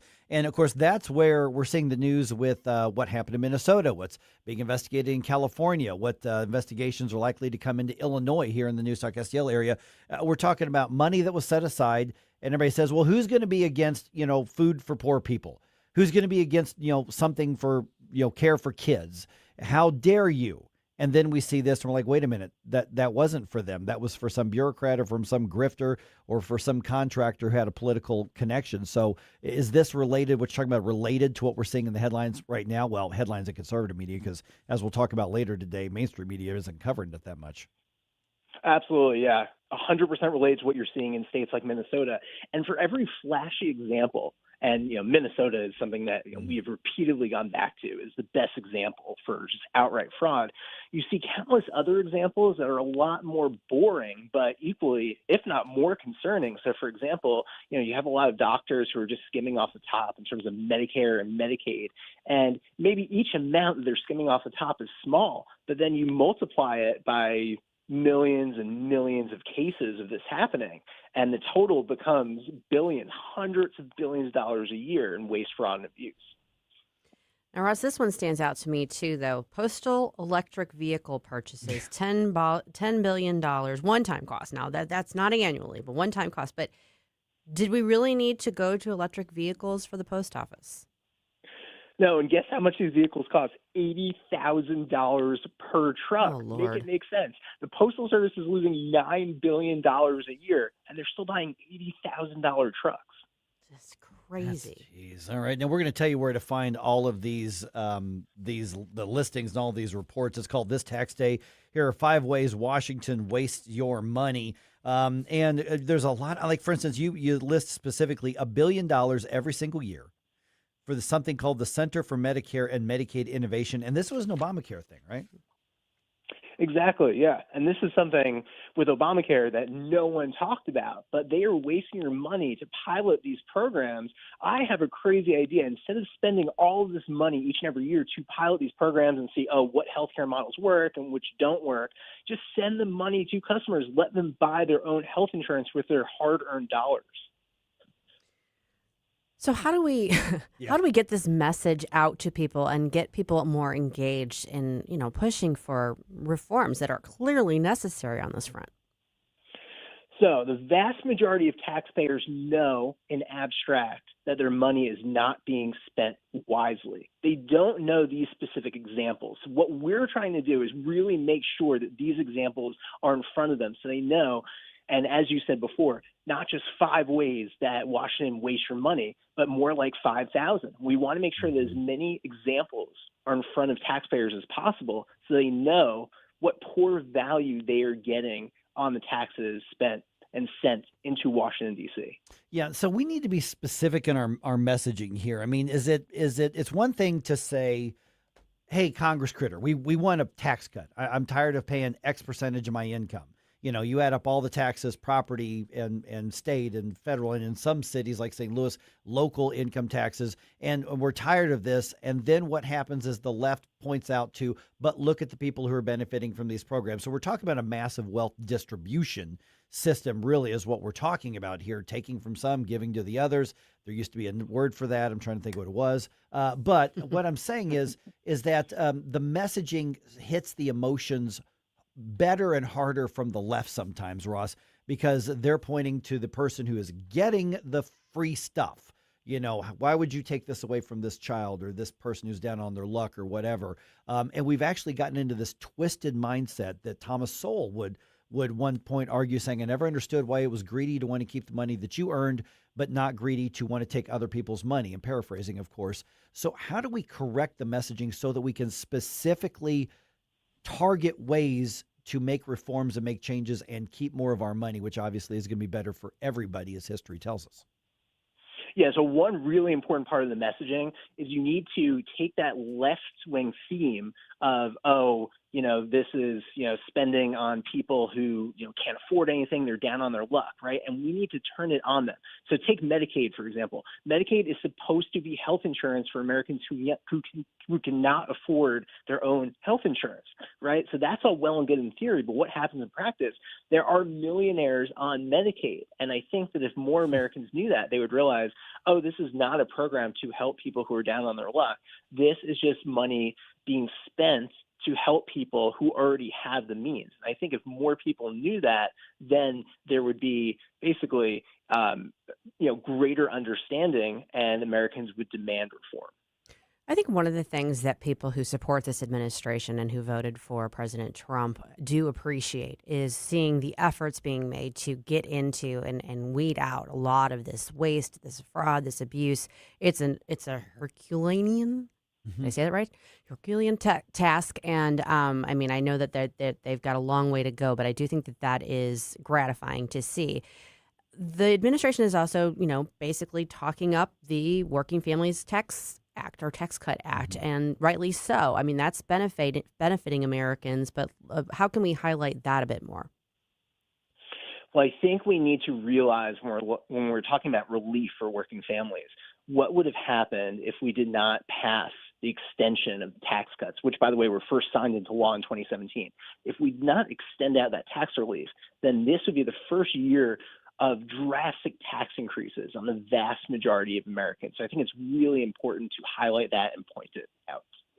All right, Ross Marchand from our friends at the Taxpayer Protection Alliance. By the way, I just linked the article on right there on our Rumble chat box. We'll put them up on some other social media. And I know that I was just tagged on a post. Somebody's just sent it to their congressperson as well. So we're getting the word out there. So in the coming weeks or months, anything tax related we need to be watching for, because I think everybody's going to be sort of, taking it on the chin today with tax day. But in the weeks ahead, what are the things we need to watch for in Congress to get some actual changes done? Because this is one of those things that Republican, Democrat, there's a lot of people want to talk up tax cuts, but we just don't ever seem to get some sort of relief that we can actually feel, at least not since the first Trump administration, when all of a sudden all of our paychecks got bigger with that tax cut. Right. We always have to look to Capitol Hill first, and we have to see what sort of budgetary acts are going on and what sort of shenanigans are going on. So you see all this talk about shutdowns and no one can agree on a budget. But this is where it starts. So if you want to wonder, right, why are we having to send more than $5 trillion to Uncle Sam? It starts with these bloated budgets. And until we stop more than $1 trillion in deficit spending, almost $2 trillion in deficit spending a year, nothing will change. So it all begins on Capitol Hill with these bloated budgets. All right. And Ross, we've connect with the work that you're doing, because all year long you guys are keeping track of the stuff that actually matters and affects us. So what's the way to be in touch? Well, visit our website, protectingtaxpayers.org. We talk about all of these issues. And please, don't be a stranger. Reach out. We have a contact form on our website. All right. Thanks, Ross. Really appreciate it. Thank you. I don't know if you guys know this. Mm-hmm. It's Bump Day. Bump Day. Bump Day. I know, Well, why not? You got it. You got to go with it. I had somebody at the banquet last night saying, so what do you got? What's different with you guys? That's it. Why should we listen to you? Bump Day. Yeah, I'm just saying, at KMOX, they're not going to go Bump Day. They'd throw out their hips. No, here we don't do that. Here we just have fun with it. And we invite you to send in your bump music requests for Flashback Friday. If you haven't done this yet, you should join the fun. We get requests regularly from our regulars. We want everybody to participate. So be sure to send in your request for Flashback Friday bump music to Jerome at NewsTalkSTL.com.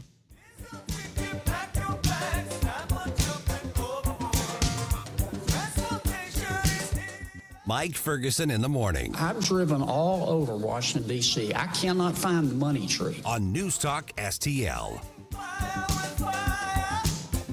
News, analysis. I'm glad you're talking about this. Opinion. I'm glad you're fired up about it, too, because I know I am. Newstalk STL.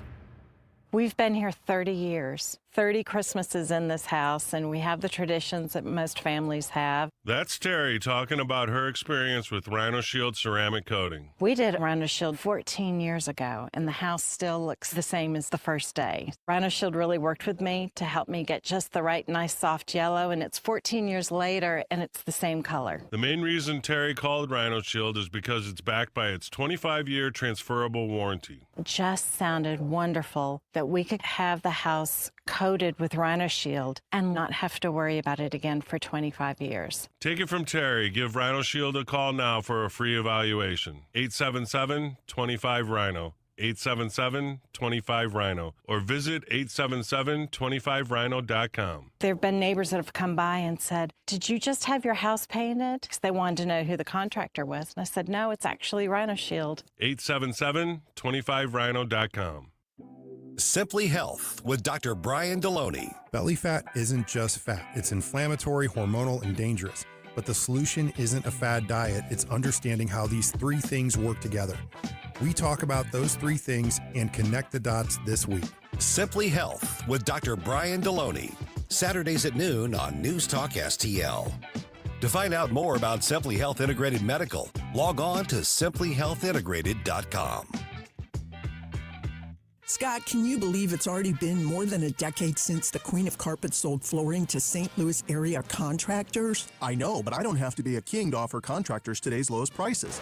Yes, contractors owe it to their customers and themselves to shop at Best Buy Flooring for the largest in-stock selection of carpet, carpet tile, sheet vinyl, laminate, hardwood, luxury vinyl plank, and luxury vinyl tile. Plus 3 convenient locations, North County, South County, and Metro East. Open 7 days a week. Best flooring, best selection, Best Buy Flooring. This hour of Mike Ferguson in the Morning is brought to you by Stifel. Request a portfolio review from your Stifel financial advisor at stifel.com. That's STIFEL.com.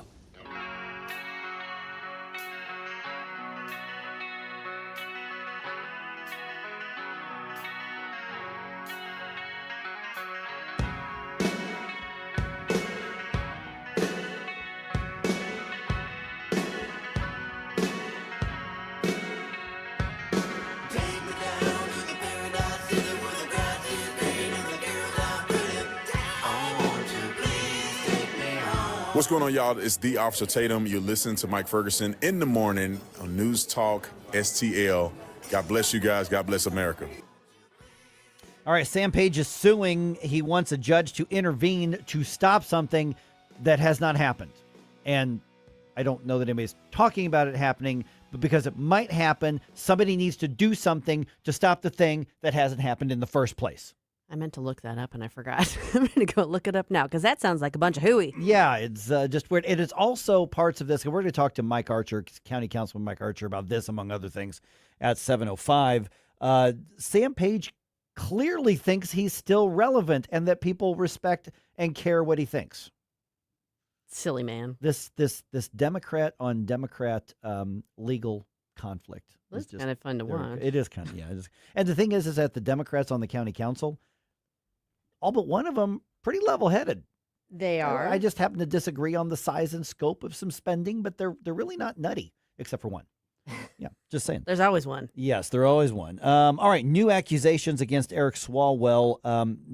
They should be shocking. They're not shocking, but they are really disturbing. They are. Without a doubt. Yeah. I mean, this is nightmare material. Is what we're talking about here, if it's true. If it's true. Yep. And Cardinals go into extra innings again, and the Blues had their last home game of the season. We'll tell you what happened. It is 6:52 right now. Let's go and do another news dump. The Morning News Dump. Are you joking? Is this a joke? Listen, folks, the Morning News Dump. All right, and away we go. Sam Page is suing, saying the county charter should not be followed while he is on an upcoming international trip. That's actually a... That I mean, I'm biased because I don't like him, but that's really what he's arguing. Yeah, good luck with that. I mean, if Yeah. the charter provides that, I'm going to be surprised if there's some sort of weird exception that's found. But yeah, we'll see. Because the charter and then there's a related county ordinance say that the county chair is the acting executive when the office holder is unavailable or otherwise unable to perform the duties. Okay. Does it stipulate that they're the acting chair, but they can't actually act? No, they're the acting chair. It's like when the it's like if the president is unable to do his or her duties, The vice president then, right, is, et cetera. So Page is scheduled to fly to England this weekend, and he's gone to court to block Councilwoman Rita Hurd Days from acting as the acting executive, despite the fact that the charter says so. Here's part of what Sam Page was saying at his wine fest. Press conference. Did you say wine? With WHIN. Oh. The bad kind. Well, the county council is attempting to do something that's never been done before in the history of the county, and that is seizing executive authority while the county executive is still in office. That sounds so dastardly. So is he saying that the county executive has never left the country, or there's never been an instance in all of these years where that provision has come into play? Yeah, apparently. But here's the thing. Yeah. Now, here's the thing is, if here's what this type of thing is set up for. A tornado strikes while the executive is away. Somebody needs to declare a state of emergency. Yeah. Somebody needs to, oversee that's what these things are for here. Okay. There's a project, it's construction, something goes horribly wrong. Somebody needs to come in and make a decision on a contract. That's the sort of thing that we're doing. There's gotta be somebody acting in the role. Yeah. Page's argument as he's got a cell phone, it reaches around the world, and you can reach me. That's his argument. And he says if the court does not rule in his favor, he's just going to cancel the trip. Okay, so they're having a hearing on it this afternoon at 2 p.m., and I suspect the court will rule either later today or first thing tomorrow. So we'll find out. Yeah, we'll see where it goes. It's just an odd thing, basically him saying no. I don't know. It's an interesting argument that he's making, but I don't really get the justification. It sounds more like he's just worried they're going to do something he doesn't like in his absence. They're going to sign a budget he doesn't like. He wants to go on his trip, but he wants them not to, usurp his authority in the process. This happens all the time when the governor does a trade mission. The lieutenant governor becomes the acting governor, even though we can call the guy. It's just weird. Okay, California Congressman Eric Swalwell facing new accusations, and these are rough. A woman named Lana Drews says she had contact with Swalwell in 2018 while working as a model. She accuses Swalwell of drugging her drink and raping her in his hotel room. I did not consent to any sexual activity. Although I did not undergo a rape kit at the time, I disclosed the assault to the people closest to me. Okay, now this is separate from rape accusations in another case in 2024. That happened in New York. Well. Yeah, this is an LA situation. Yeah. So we've got both sides of the country involved here in terms of investigation. Right, and my understanding is there are 5 women who have come. There are 5 forward accusers. Some of them aren't specifically of rape or sexual assault as much as they are necessary. Some other sexual impropriety. Right. But yeah, exactly.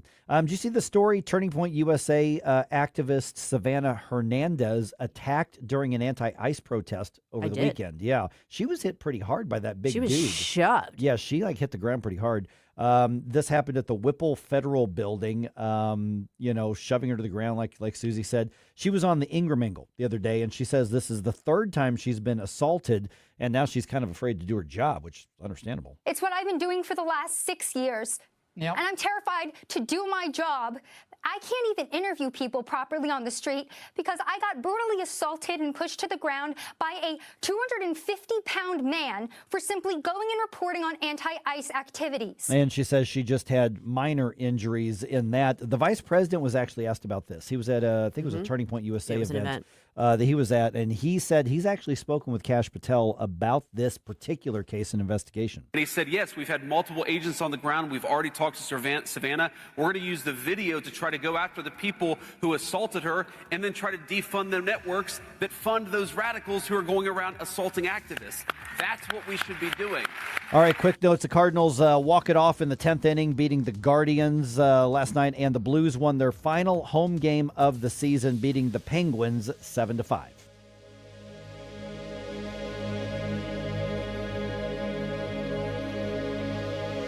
Hi, it's Ken Williams, and my favorite Capriati sandwich is the Capistrami. You've got hot pastrami, melty Swiss cheese, crunchy coleslaw, and zesty Russian dressing. What else do you need? I love Capriati's, and you will too. On Manchester at McKnight in Rock Hill.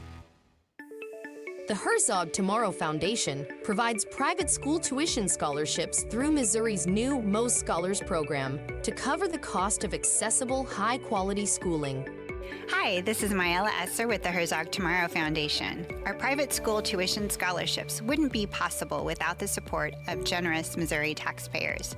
If you're a Missouri taxpayer interested in redirecting your tax dollars and sending them to Missouri students in need of a better education, please contact me at herzogmoscholars.org. Better education for students creates a better tomorrow for all. Learn how you can help provide a better education for Missouri students at herzogmoscholars.org. That's herzogmoscholars.org. Also, sign up for The Lion, an initiative of the Herzog Foundation that carries articles covering a wide range of issues facing American families and culture. herzogfoundation.com. That's herzogfoundation.com. 1949, the last time a Republican held the top post in St. Louis City. A gallon of milk was 84 cents and streetcars ran down Grand Avenue. Unfortunately, St. Louis City streets are no longer the epicenter of family and business life. In the 80 years of Democrat control, our city has been on a steady decline. Hello, Kirk Ilsinger, chairman of the Republican Party for the city of St. Louis, and we believe it is our duty to provide a different path forward. I invite you to our meetings the first Thursday of every month. Learn more at stl-gop.com. Paid for by St. Louis City Republican PAC. Curtis Farber, Treasurer. All the information I need on the drive to work. Like Ferguson in the morning. I keep it on throughout the day, whether it's local, national, or something big that's happening overseas. News, analysis, and opinion. St. Louis is #1 for conservative talk. NewsTalkSTL. KLGY HD3 Clayton, K270BW Bellefonte, KNVS Bowling Green. This is News Talk STL at 1019, 94.1, and always streaming at newstalkstl.com. From Town Hall, Amit Thomason. President Trump tells the New York Post round 2 of U.S.-Iran talks could be happening over the next 2 days. In the meantime, the U.S. military has Iranian ports locked down tight. Vice President Vance admits that many young Americans do not support the Iran war. Addressing a Turning Point USA event in Georgia, the vice president said he understands why a lot of young voters don't love the Trump administration's Middle East policy. But he urged conservative activists who disagree with the president on the war to avoid becoming disengaged. He also said Donald Trump wants the U.S. to reach a grand bargain with Iran. The development of Iran's nuclear program remains a key sticking point. Greg Clugston, Washington. Turning Point USA CEO Erica Kirk had to cancel plans to attend that event in Georgia following a credible threat on her life. An appeals court panel orders a federal judge to end his contempt investigation of Trump administration deportation flights. In a divided opinion, the panel majority said Chief Judge James Boasberg abused his discretion in forging ahead with criminal contempt proceedings stemming from the March 2025 deportation flights carrying Venezuelan migrants to El Salvador. The court's majority opinion set forth that President Donald Trump's administration has a, quote, clear and indisputable right to the termination of the contempt proceedings. Ken Lorman reported. High winds, flooding rains, and hail have battered parts of the Midwest again, with tornadoes confirmed in Wisconsin and Iowa. Today, severe weather could stretch from Texas all the way up into the Great Lakes region. The East is in the grip of a heat wave. It may shatter high temperature records right on into the weekend. Watching Wall Street this morning, stock futures are mixed. Dow futures are down 7 points, while the NASDAQ futures are 3.5 points higher. More on these stories, townhall.com. Hey, I'm Kirk Cameron. Is health insurance eating up your budget for 2026? If you're looking for ways to better steward your finances, consider this: Christian Healthcare Ministries. It's a health insurance alternative at half the cost. Join CHM today by visiting chministries.org/wellness. While insurance companies tell you when to join, what to pay, and where to go, CHM is different. As a ministry, CHM allows you to share the burden of medical bills with other Christians. You can enroll, switch programs, or leave at any time. Christian Healthcare Ministries. It's a world of difference. CHM has 4 flexible programs. You can pick any certified doctor, surgeon, or hospital that you want for eligible care. So make the switch. Take your paycheck back from health insurance this year. Join CHM today by visiting chministries.org/wellness. That's chministries.org/wellness. From the Michaels Flooring Outlet Weather Center. I'm meteorologist Chance Gotch with your first alert forecast. We're going to be tracking highs towards the lower 80s. A first alert weather day has been issued, as we could see the possibility of some strong to severe storms during the afternoon hours, lasting from 2 o'clock all the way towards 1 a.m. throughout the overnight hours. Then we're going to be tracking showers pushing out into Thursday. Could be seeing a few more isolated chances southeast of the St. Louis metro by the afternoon hours. Then by Friday, most of the day going to be looking dry, highs towards the upper 80s. Could see some overnight chances of showers and storms. From the First Alert 4 Weather Center, I'm meteorologist Chance Gotch. This hour of News Talk STL is brought to you by Rodney and Jen Wallner and the entire Wallner home selling team at Berkshire Hathaway. Call them today at 314-810-SOLD. 314-810-SOLD. What if Missouri eliminated its income tax entirely? Find out how at the Road to Zero Income Tax Town Hall. Hosted by News Talk STL's own Mike Ferguson. Joined by Senator Nick Schroer and Representative Ben Keithley. Come ready with your questions and get the facts on the plan to phase out Missouri's income tax for good. Thursday, April 30th at the Lodge de Pair, presented by AFP Missouri and Mo Tax Relief Now. RSVP today at afpmissouri.com. That's afpmissouri.com. Spring has sprung at Daniel's Farming Greenhouses on Juggerman and St. Peters. Discover our breathtaking 55,000 square feet of greenhouses featuring 8,000 hanging baskets, hundreds of perennials, and 100,000 pods of colorful annuals. From vegetable plants to premium grass seed, mulch to herbs, our knowledgeable staff is ready to answer all your questions. Start spring off right with pansies, potted tulips, and everything your garden craves. Daniel's Farming Greenhouses. Visit us today on Juggerman or online at danielsfarminggreenhouses.com. Mike Ferguson. What is that private pile? Sir, jelly donut, sir. A jelly donut? Susie Moore. Mama don't like tattletales. Get up, can't you hear the alarm? Get up, St. Louis. So it's time to get out of bed. Pour yourself the greatest cup of Kofifi the world has ever seen. Rise up with one voice. Drain the swamp and take back our country. Today's the day we're going to do it, and it's time to do it right now, believe me. Mike Ferguson in the morning on News Talk STL. It is the drama, the political drama of the year. We are talking money. We are talking power. We are talking fireworks. Intrigue. Can Sam Page get anything right at this point? I don't know. Good I don't Lord. think so. Good Lord. All right, we're now joined by St. Louis County Councilman Mike Archer. Mike, I want to get to the county budget standoff that you and I chatted about the other day, and then I want the update on the whole thing with the JB Blast thing. But now we've got news that Sam Page going to court because he wants a judge to rule against something that hasn't happened.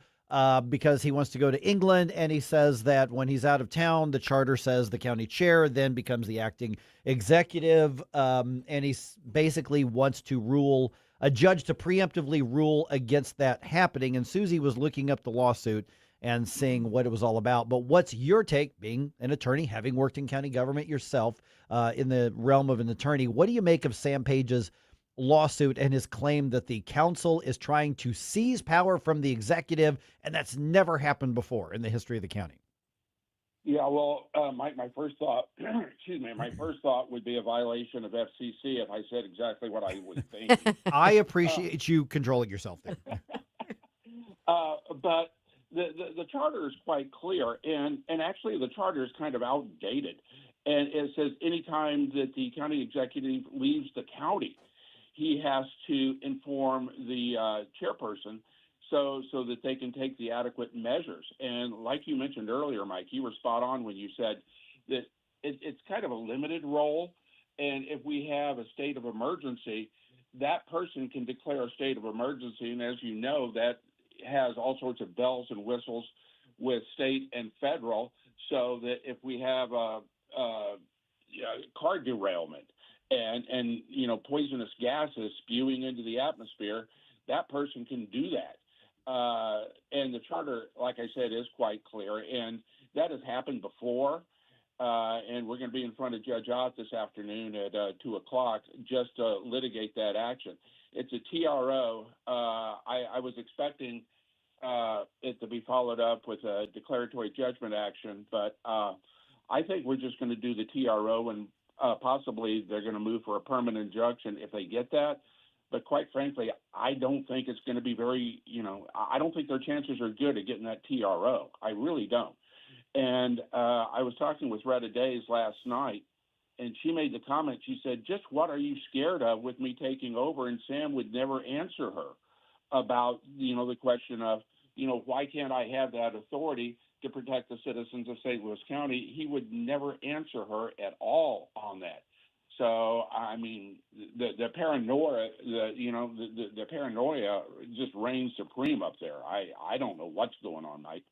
That sounds like par for the course, Mike. I mean, it seems consistent with what we've known. So when I was looking at the petition that they filed, it looks like he's challenging an ordinance that was passed maybe last September that specifies about, the ability of the council chair to take on this authority. So to me, it looks like maybe that's sort of fleshing out what's it provided in the charter, but he seems to be arguing that it's conflicting with it. Can you shed any light on that? Yeah, well, no, there's no conflict on that. It's very clear that if he leaves, I think the conflict is that the ordinance says, and correct me if I'm wrong, Susie, I think the ordinance says Continental United States and the charter says county. Okay. So yeah, I think therein lies the conflict. But irrespective of that, it's one of those where that it doesn't matter. He's leaving the continental United States, and he's going to be in England. Different time zones, different everything. So it's like I said, it's a distinction without a difference in terms of what he is trying to do. Mm-hmm. I think that he just doesn't want to give up the power, or thinks that he gives up the power. It's not like Red is going to go up there and start going through his desk. And trying to find, how many paper clips he has or, and quite frankly, she's not going to go up and start firing people because Sam gets back 5 days later and hires them back. So it just doesn't make any sense. I'm trying to put logic to an illogical situation, and it's just giving me a headache. So, yes. We're visiting with County Councilman Mike Archer, St. Louis County here. All right, let's talk about some of the big stuff, the real stuff here. The budget standoff. I mean, the county's been overspending tens of millions of dollars in the hole. Sam Page, is mad that he's not being able to access more money and frankly, raise a bunch of taxes. Where do things stand right now in the negotiations to get the county back in a better financial footing? I mean, we're just going to have to hope that the next county executive, whoever that is more fiscally responsible and works with you all. But where are we right now? How far apart are you all and the executive, Sam Page, right now? Pretty far apart, and it's not as dire as what Sam Page is portraying. First of all, we are fully funded. We are fully funded throughout the year. Now, then, when we take a look at the third quarter, that is where we may have to start, doing some supplemental funding. But Sam Page is already talking about furloughing people and closing offices. And it is just the chicken little, the sky is falling, running around saying we're going to have to do that. You got some of the Department of Revenue people saying, don't lay me off, don't furlough me. And that is not happening. It is just a situation of where that we are looking at all these different things that Sam Page is saying, and it just doesn't make any sense. So therefore, when you ask how far apart are we, Mike, the budget is not in the dire circumstance that Sam Page is portraying. So when we look at the total picture, people are going to be keeping their jobs. We're not saving any money by not servicing citizens on Friday, and it just doesn't make any sense on where he is going with that. Mike, the last time that we talked with you, there was a discussion about the JB Blast event in the summer and how there was a little bit of it seemed to be a spiteful maneuver on the part of Sam Page to say, well, we're just not going to be able to afford to do that. What's the status of that situation now? Oh, that has reached beyond spiteful. And again, I refrain due to FCC violations. We appreciate it. We really do. Hey, because we got a flyer that June 6th, at the JB Park, they're having a food history, free food, free music, and it's sponsored by the parks on June 6th to celebrate the 250th anniversary. We just got that yesterday. And, Mark Carter was kind of impressed because he said he watched me for 8 minutes and I had a string of expletive deleteds and I didn't repeat one word twice.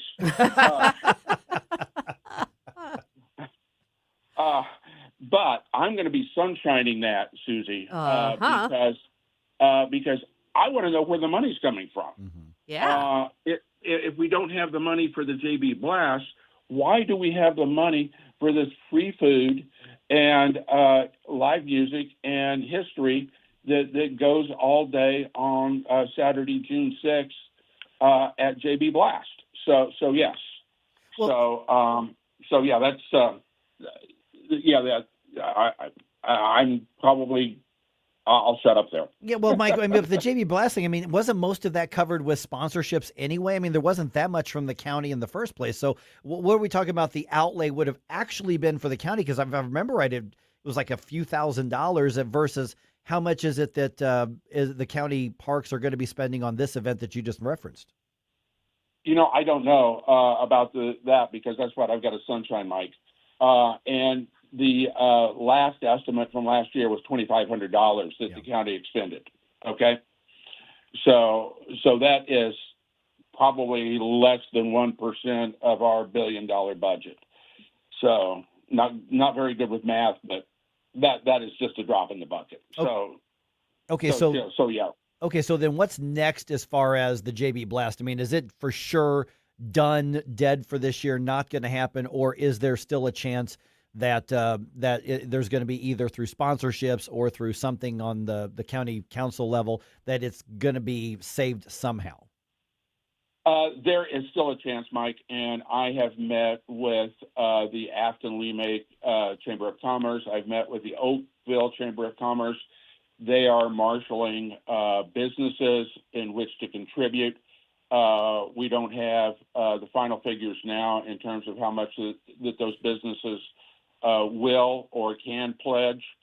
So that's something that I'm still trying to herd and for want of a better term, try to get that all together and see if we can do that.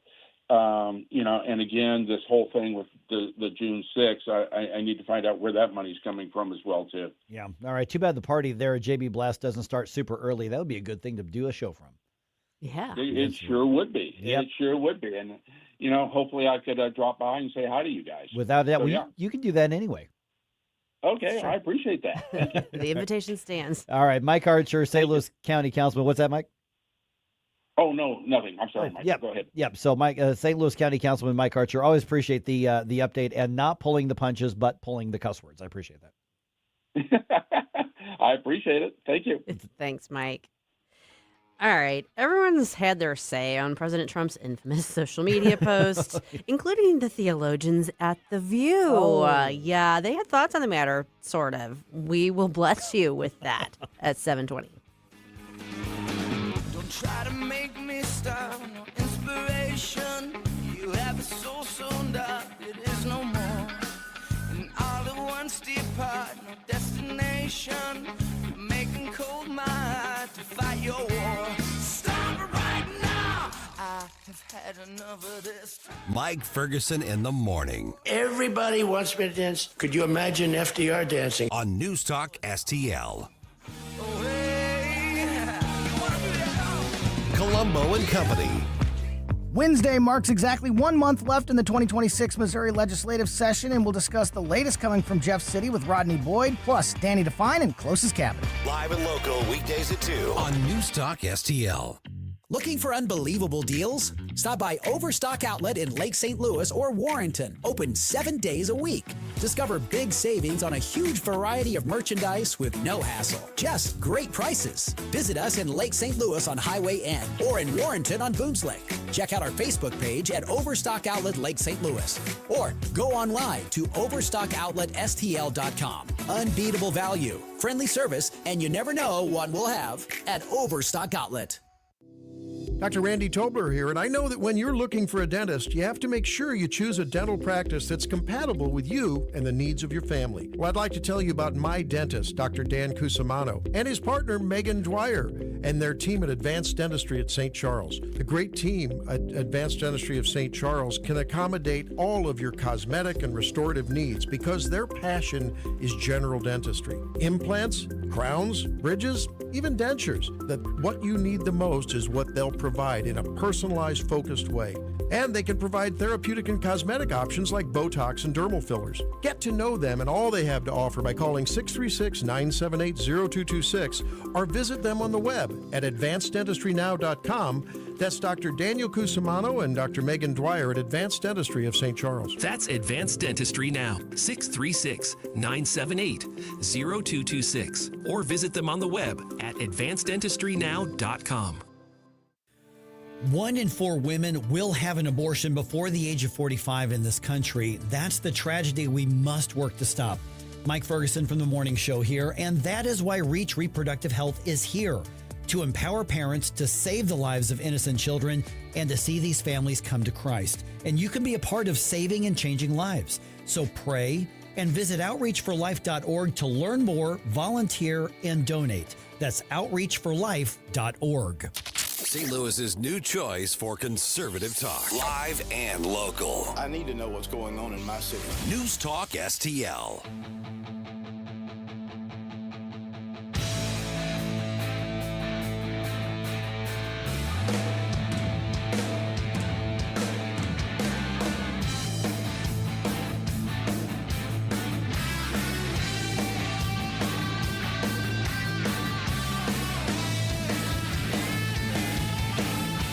Good morning, St. Louis. Hey, it's Vince from The Vince Show right here on News Talk STL every weeknight at 8. Right now, it's back to Mike Ferguson on 101.9 and 94.1 News Talk STL. You know, I think the whole Donald Trump Jesus picture thing, I thought it'd kind of run its course, but the memes in response to it have been pretty spectacular. Yeah, I'm gonna memes are give good. them that, yeah. And matter of fact, because I didn't even like the first day when I saw it, I think it was Jerome that sent it to us on the text. He goes, "Did you guys see this?" And I'm like, "Oh, come on, no." And so I'm like, all right, I'm just going to let the thing blow over, talk about other stuff. But it got huge. Mm-hmm. I mean, it absolutely got huge. And then the president had to respond and say something that was just nonsensical and insulting to the intelligence. And I'm like, okay, well, that happens too. And it just blows through the news cycle and it just kind of does its thing. There was actually one funny joke that I'm going to give credit to Colbert. Oh, okay. You know, because normally I'm not, because I think he's a dolt. And I think he's just an arrogant dolt. But I did see a clip, and he was talking about the now deleted post, and he says, you know, President Trump puts the Trump Jesus post up, and he took such heat and such backlash that he deleted the post, and now you can only find it everywhere else on the internet. So credit where credit's due. That was pretty funny. And then The View decided to use words and say stuff. I'm scared. Let me just lead with what actually ended up happening. Joy Bahr, noted theologian, essentially called Jesus a narcissist. Oh, okay. I'm not kidding. Even Mediaite, which is not exactly a conservative. No. Their headline was, Joy Behar accidentally calls Jesus a narcissist. Accidentally? Yeah, because she didn't know what she's talking about. Well, that could be true any day. But right, exactly. But, I mean, normally, so if you don't watch The View, first of all, congratulations. Yeah. The rest of us watch clips of it so you don't have to. But essentially, when there's a debate and something gets into an argument, this is what encapsulates what happens on The View. Yeah. Yeah.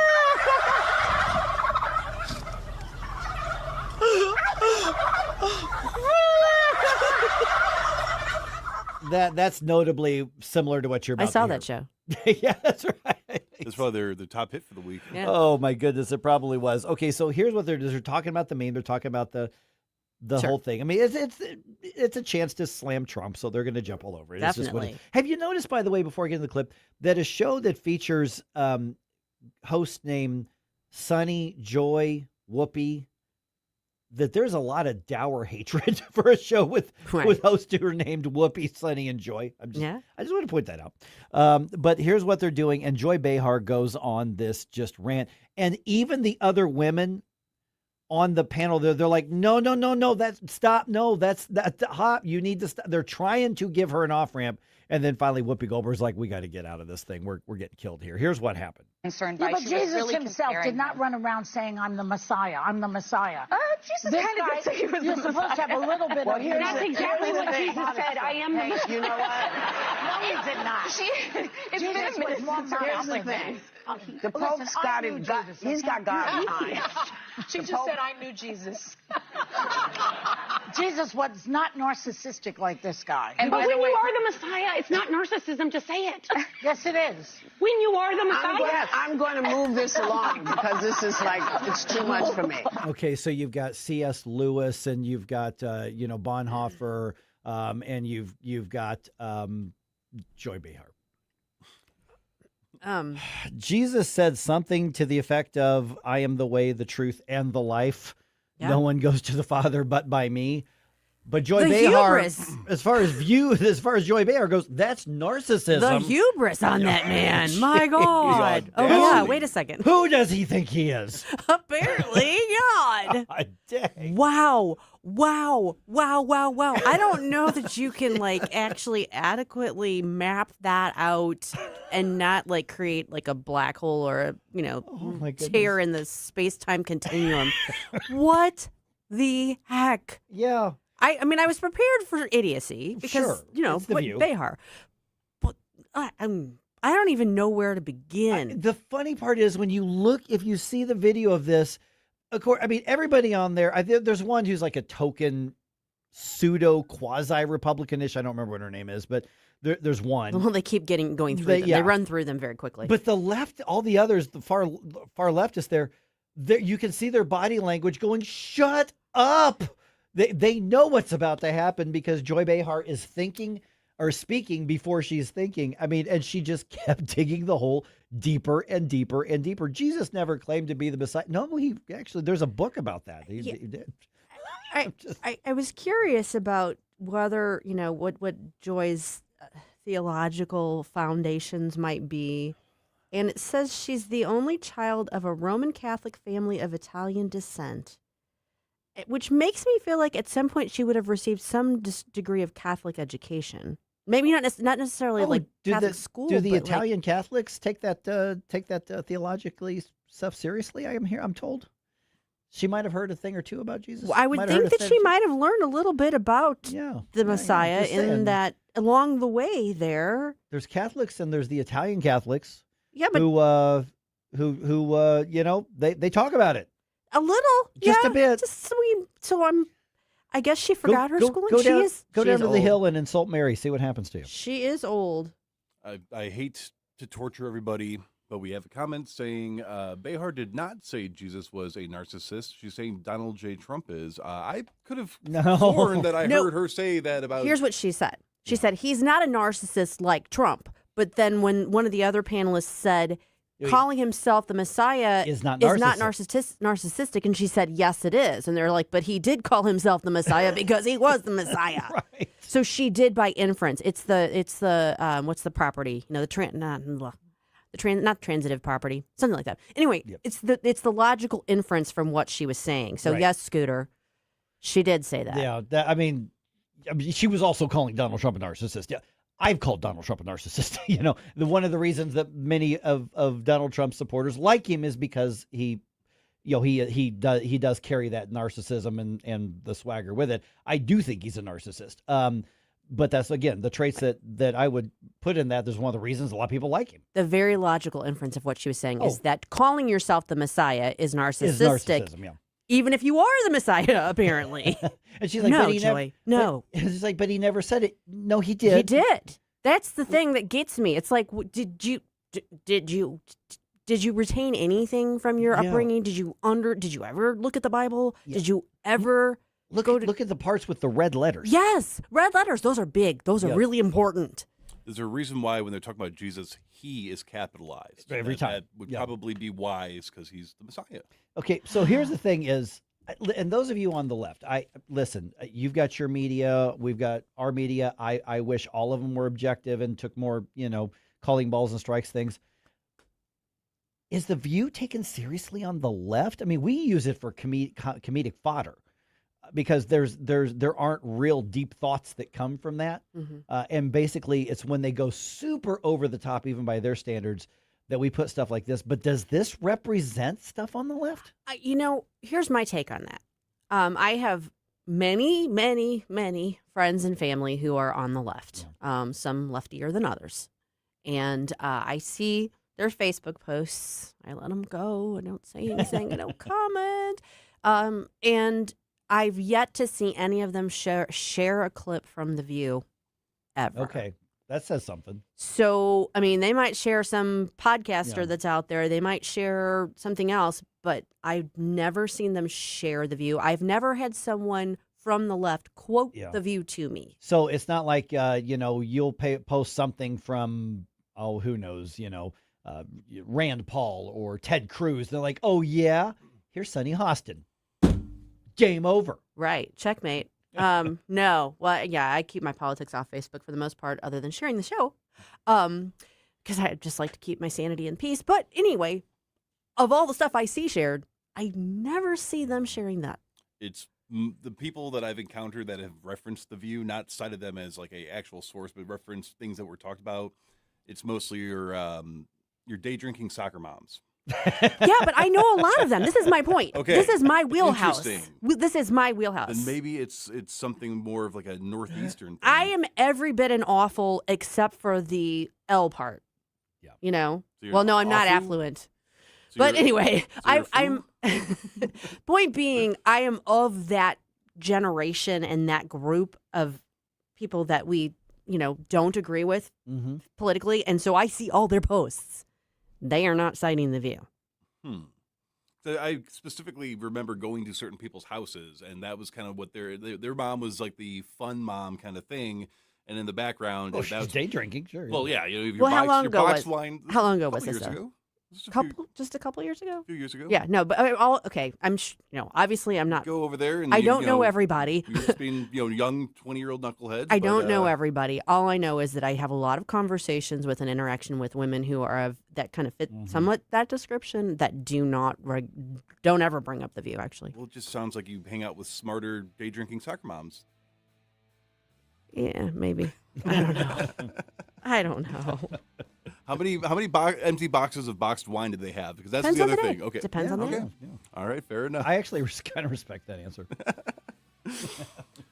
Well, as we all contemplate the money taken from us today on this amazing holiday known as Tax Day, let's also think about the billions of dollars stolen from us through fraud, mostly in corrupt deep blue states. But not only there. At 7:35, we will dig into the mainstream media's cover-up of that.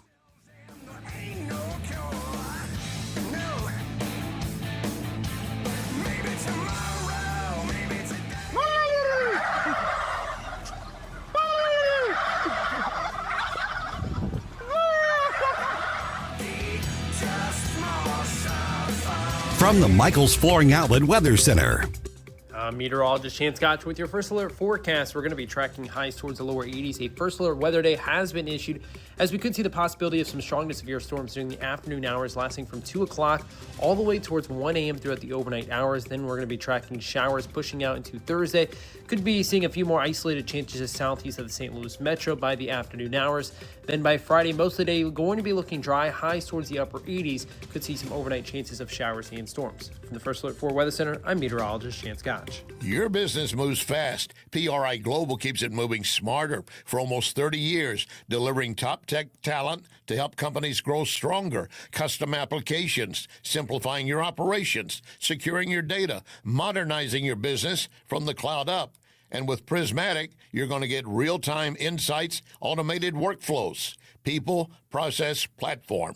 PRI Global delivers all three. PRIGlobal.com. Larry Connor's Commentary, brought to you by Vincent's Jewelers, offering a wide selection of jewelry, including lab-grown diamonds, affordable earrings, bracelets, necklaces, and rings, up to 75% off their natural counterparts. Visit vincentsjewelers.com. This is Larry Connor's Commentary on News Talk STL.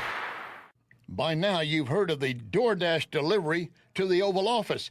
President Trump taking delivery of hamburgers and even paying a $100 tip. The leftist publication, the Daily Beast, rushed out to tell you this was all staged. Really? The Daily Beast calling it a stunt, mocking Trump, saying this was fake news. Is that right? You mean to tell me a grandma working for DoorDash wasn't able to get through all the security just to deliver burgers to Trump? How stupid do you have to be to even think this was unplanned? Trump even joked, this doesn't look staged, does it? The DoorDash delivery was an opportunity to push his no tax on tips. But the Daily Beast had another breaking news report. The same grandmother testified before the Ways and Means Committee when the bill was being debated. The funny thing here is not that this was a staged photo op. The funny thing is that the Daily Beast, which often deals in fake news, wanted to blow the whistle. This was staged. Look, if you need the Daily Beast to say this was fiction, I have a fact for you. You need help. Get more Larry Connors on Larry Connors USA. Tonight at 6 on News Talk STL. Hanson's Tree Service at hansonstree.com is your one-stop shop for expert-insured tree care and more in the greater St. Louis region and at the Lake of the Ozarks.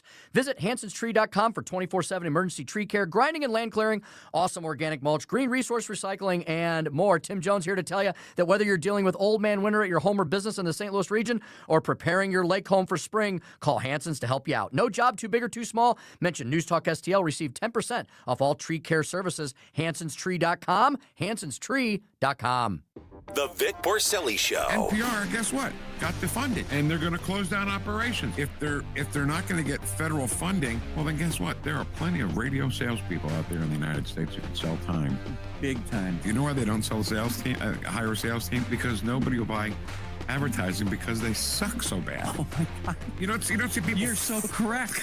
That's it right there. Vic Porcelli, live and local weekday mornings at 9 on News Talk STL. Concerned about the condition of your windows driving up your energy bills? I was too. It's only called STL Windows and Doors. Their Provia windows combine old world craftsmanship the professional way, the Provia way, with over 65 years of combined experience, locally owned, offering competitive pricing and personalized service that the big box companies can't match. Call today for your free in-home estimate and start saving tomorrow. 314-277-5952 or stlwindowsanddoors.com. I think you're a little confused. News, analysis, opinion. I've got something to say and I can't hold it any longer. 101.9 and 94.1. You won't hear the truth anywhere but here. News Talk STL.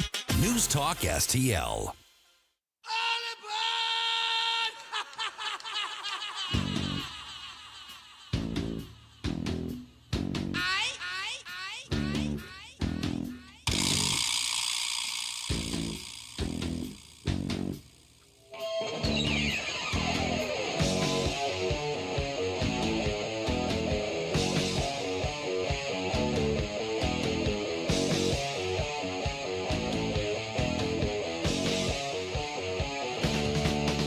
The Mike Ferguson Show is one of my favorite programs.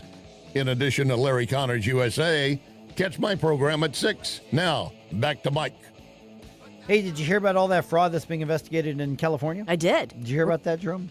I think I've heard this one before. Yeah. Now, here's the thing, though. You did not hear about it if you only watch some of the mainstream media outlets. Well, who does that? I know. Why would they care about potentially billions of dollars stolen from taxpayers? I'm only saying potentially because there haven't been convictions yet, but we know what happened. Yeah, not in California. They haven't. Well, there have been indictments. There's been indictments, but so we know that this is happening around the country. By the way, happy tax day. It's the most wonderful time of the year. We're now joined by Curtis Houck from NewsBusters. And Curtis, just a little bit ago, we actually had a discussion with Ross Marchand from Taxpayer Protection Alliance. And basically, he spent some of the time pointing out specifics on ways Washington is wasting our money. And the biggest one that he pointed out was essentially waste, fraud, and abuse, which we've known about, but now we're getting spotlighted in Minnesota. We're seeing what's happening in California, which is showing every indication that it is going to just completely dwarf what happened in Minnesota, as bad as that is. And then, of course, you're looking possibly in Illinois and other states, New York and other states, that we know that billions of dollars that we pay, which we feel on this tax day, is going. And you all found some of the biggest media outlets that obviously are hard left, CNN, what used to be MSNBC, which is now MS Now. Am I reading this right? Not a single mention of potentially billions of dollars of criminal fraud. Not a single mention.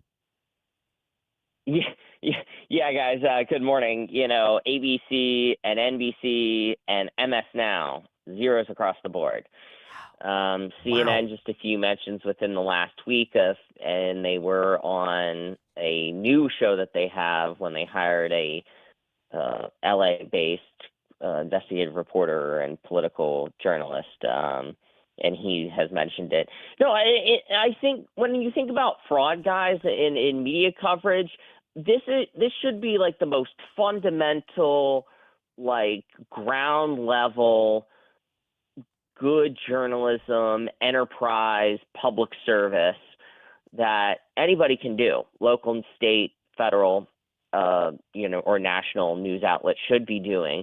And we talk so much about how they've lost trust in the American people, and rightfully so, and whether they've squandered it or all sorts of other factors. But I feel like this is the most basic thing that they could do and aggressively do that would help to slowly but surely bring back people in terms of trust.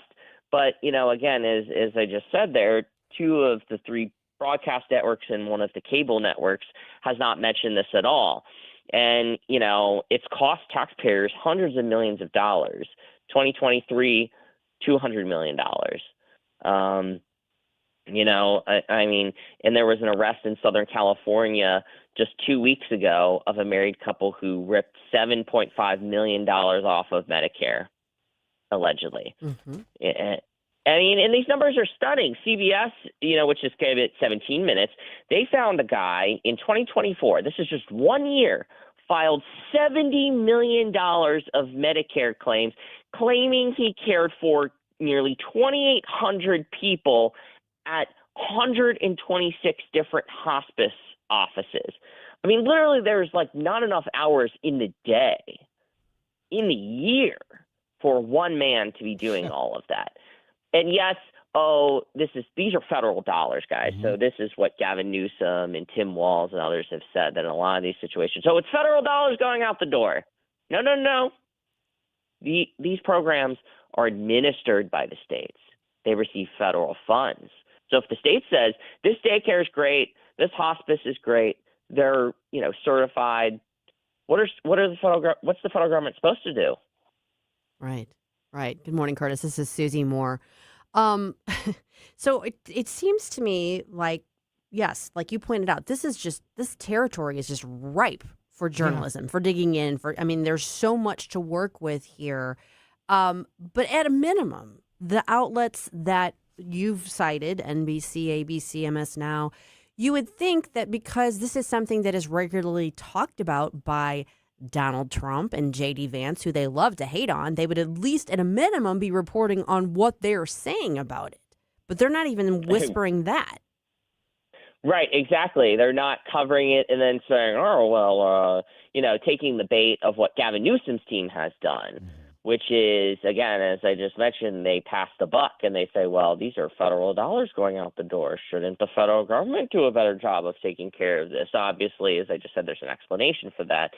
But the fact is that ABC, NBC, and MS Now aren't even taking that spin and running with it. It's just absolutely bonkers. I do have to credit, again, CBS News for really digging in on this. They were a week ahead of Nick Shirley on hospice fraud in California.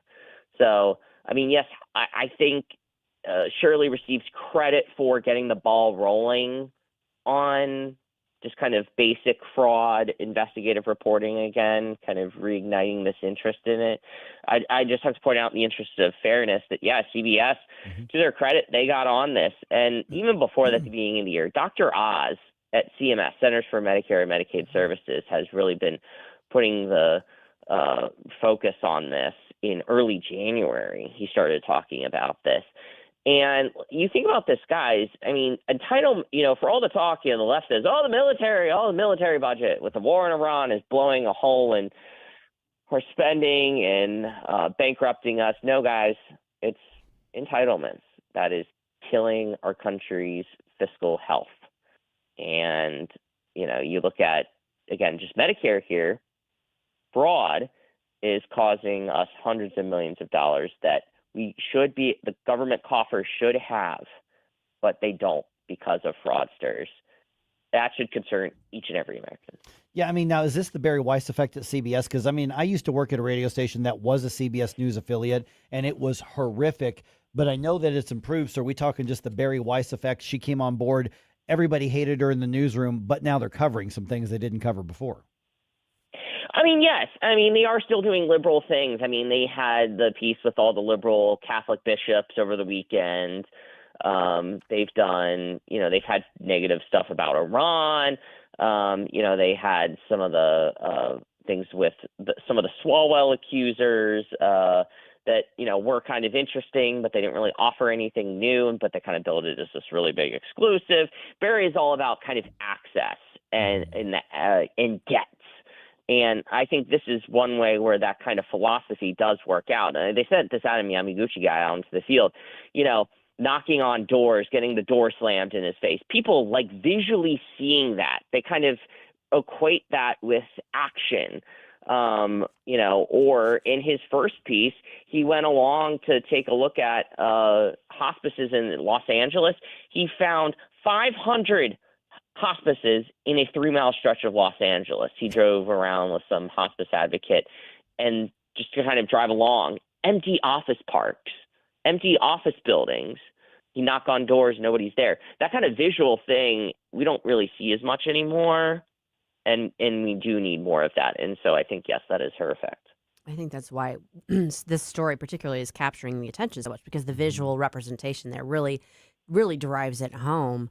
One of the other interesting facets of what the legacy media, is willing to cover and who they're willing to cover is showing up with the Eric Swalwell situation, because, now he's persona non grata to basically everybody. But, just moments ago, he was the darling. He was on. He's like Michael Avenatti. Like, you got to have him on all the time. He's the greatest thing since sliced bread. Are any of them even acknowledging that maybe they should have tempered some of their glowing coverage of him? No, I mean, that's the remarkable thing, guys. It's like, we don't know that. It's like Peter in the Bible. They're like, we don't know this man. Like, who's that guy? Yeah, I know nothing. I see nothing. I know nothing. My colleague Nick Fonacaro has done a study just since the beginning of the year, CNN and MS Now, 50 combined appearances on the 2 liberal cable networks for Eric Swalwell. And you probably go back hundreds of times over just the last few years alone. I mean, those numbers are simply stunning. So they definitely know this guy personally.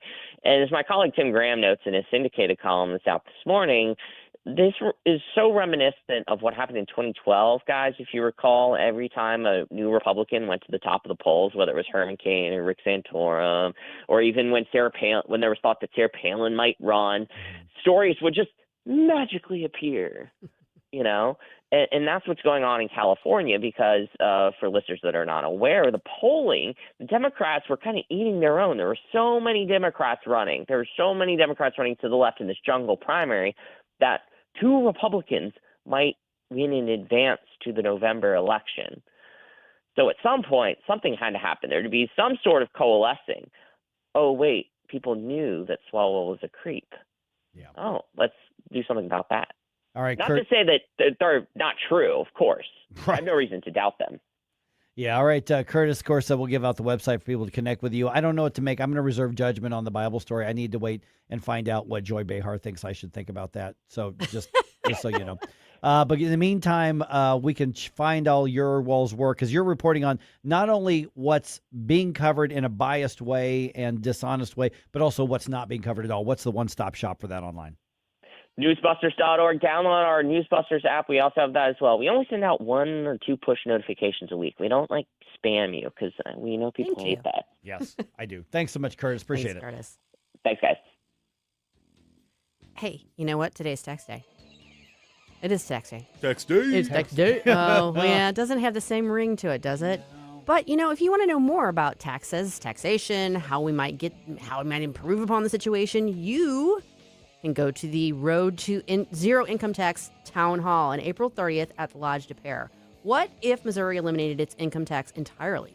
Find out how at the Road to Zero Income Tax Town Hall. It's hosted by NewsTalkSTL's own Mike Ferguson, joined by Senator Nick Schroer and Representative Ben Keithley. Come ready with your questions and get the facts on the plan to phase out Missouri's income tax for good. Thursday, April 30th, Lodge de Pair, presented by AFP Missouri and Missouri Tax Relief Now. RSVP today at afpmissouri.com.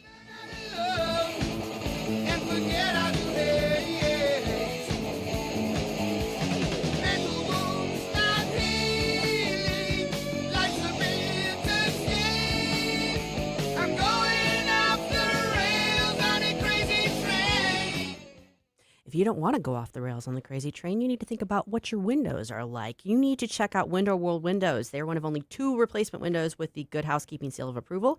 They're ranked #1 in the country for number of windows sold by Qualified Remodeler magazine. In just over 20 years in business, they have improved the look and the thermal efficiency of more than 80,000 homes in St. Louis. And the St. Louis location has been owned, operated, and managed by born and raised St. Louis residents for more than 23 years. Window World products are durable, they're secure, they're energy efficient, they're beautiful. They use a double-strength glass not commonly used in replacement windows. Plus, you get a lifetime warranty that covers all parts, glass breakage, and labor. Window World can also help with siding and doors, and their customer service department is available 7 days a week, which is something a lot of their competitors cannot say. In fact, over half of their appointments come from repeat customers or from referrals, which says a lot about their commitment to customer service.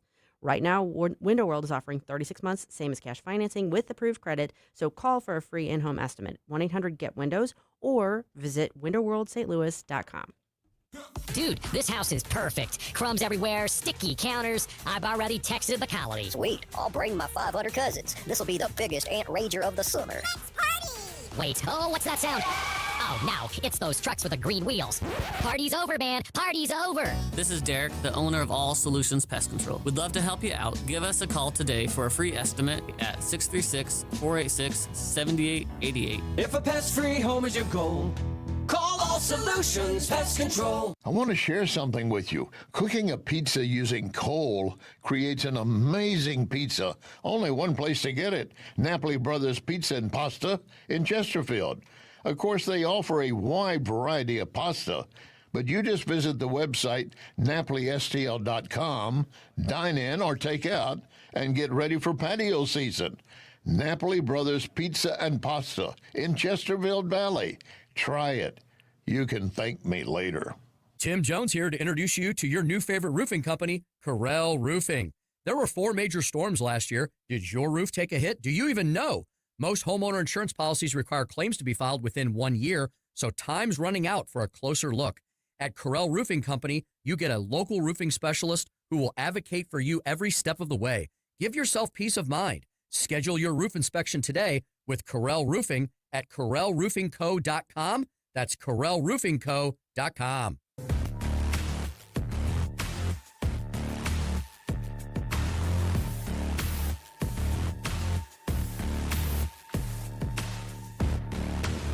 When they called me broken, I knew. When they called me Hey guys, Billy Crow here from Jeffco Patriot Radio. Hope you had enough time to freshen up your coffee, because now we're back with Mike Ferguson in the morning.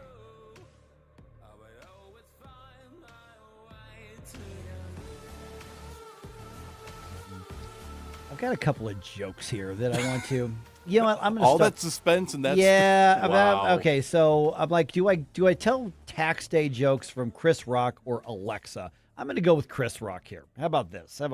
It's to work making minimum wage, came up to about $200 a week, and then they would take out $50 in taxes.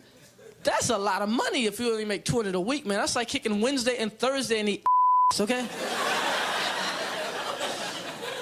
$50 a week in tax money. What do I get for my tax money? Get all the free street light in the world. Yeah, as far as I'm concerned, give everybody a candle and give me my $50 back. I hate taxes. I hate checks. I hate the fact they put two amounts of money on your check. You know what I mean? It's like, this the money you bust your ass all week for, and this is what you're gonna get. He's not wrong. I'm just saying he's not spot wrong. on. Happy tax day? It feels wrong saying happy. I know, with that's that. the thing.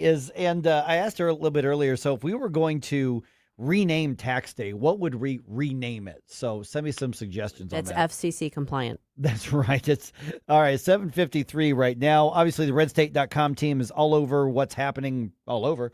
So, Susie, give us some suggestions for today's reading there on RedState.com when we go on the computer and go online at RedState.com. This is the Red State Rundown. Well, it may be tax day, but we're covering all kinds of news at Red State, including this one from Sister Told You. This is an amazing story. If you've not seen this video, you need to check it out. Try that in a small town. Wild video shows high school principal take down gunman with his bare hands. This is an amazing, amazing video, and kudos to this high school principal. I think he's from Oklahoma, who basically saved the day. You want to check that article out. And again, he actually got hit with a bullet, I yeah, think, he got too. shot in the leg. Hit in the leg, yeah. Yeah, no, amazing story. This one's kind of interesting in a kind of, I don't know, a way. There's no vacancy just yet, but Ted Cruz and Mike Lee are being floated as possible SCOTUS nominees from Ward Clark. Worth checking out, worth pondering. I don't really want to see either of them leave the Senate. No. So I think imagine Donald Trump would want Ted Cruz out of the Senate, but you know, maybe they agree more than they disagree. agree, but Ted yeah. Cruz has a line that he won't cross. Ted Cruz would be great on the Supreme Court. I just don't know that with Texas Senate situation, I don't know if we want to open that up, but it's worth talking about and certainly worth reading about on Red Senator State. Jasmine Crockett? No, I don't think so. No, thank you. And last but not least, from yours truly, this broke just yesterday morning right after we got off the air. Boom. D.C. Circuit slams brakes on Boasberg's criminal contempt probe of those AEA flights. This is that ongoing saga about the flights to El Salvador of alleged Trinidad members and Judge Boasberg's continued attempt to try and grind the administration down on it. Well, the court above him said, stop it. It's kind of an interesting little twisted tale. So Was it kind of a legal equivalent of yes, right there on the hand? Exactly. Yep. Okay.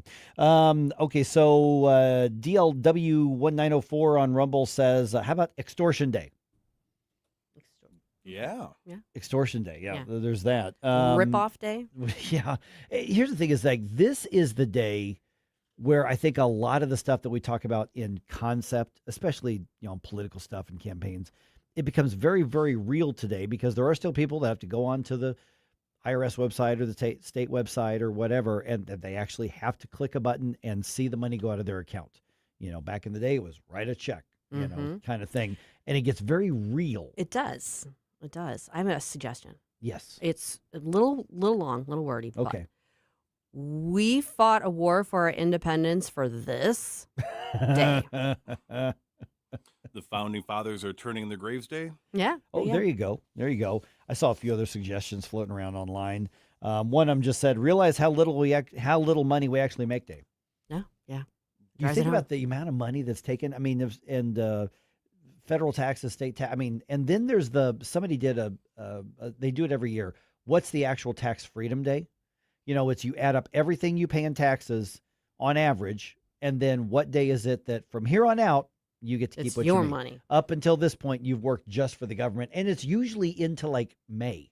Easily. Yeah, that you're working for the government instead of yourself. Everybody's working for the weekend, but they're also working for the government. Yeah, Lover boy. So how about hope the IRS doesn't red flag our questionable deductions day? That's a good day. Good day. Now, there should be a Hallmark card for that. There should be. Visit the post office for the only time of the year day. Oh, that's me. That's you. That's you doing that. Get that postmark. It should be Tar and Feather Day. That's fair, too. Hate any Democrat who wants to raise your taxes day? Hate is a strong word. It was just suggested on the interwebs. Strongly dislike, Yep, maybe. just saying. Let's see here. Start the 8-month countdown to get a refund day. Oh, boy. Just saying that. By the way, the idea is if you get excited because you're going to get a refund, you did it wrong. Right, you overpaid. Because you loaned the government money without interest, and then you're going to beg them for the mercy of giving you your own money back. I'm doing it right in spades.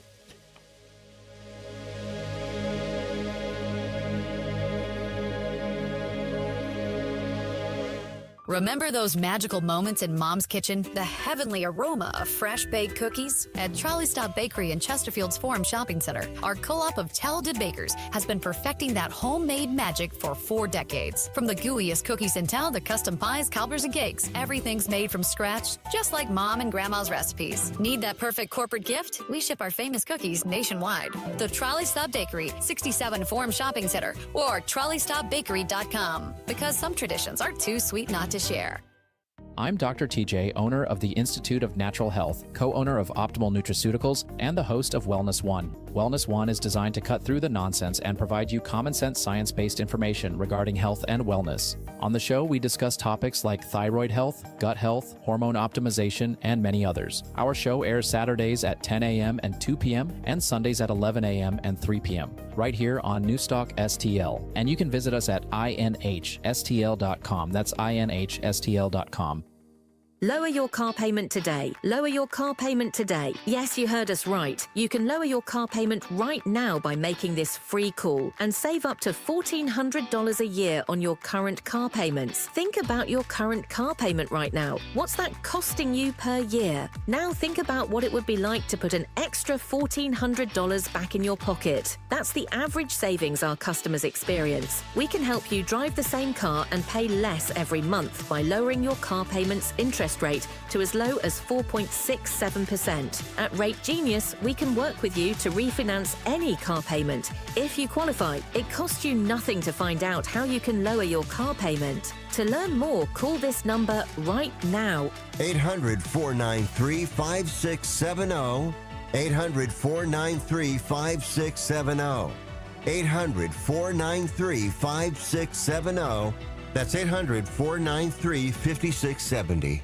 KLGY HD3 Clayton, K270BW Bellefonte, KNBS Bowling Green. This is News Talk STL at 1019, 94.1, and always streaming at NewsTalkSTL.com. Breaking news this hour from Town Hall. I'm Rich Thomason. Mediators are moving closer to extending the U.S.-Iran ceasefire due to expire next week. The extension would allow for further diplomacy, which President Trump says is in the cards. In a phone call with the New York Post, the president said a second round of talks with Iran could be happening over the next 2 days. He initially told the newspaper they would likely be held somewhere in Europe, but later suggested that they could be held again in Pakistan's capital.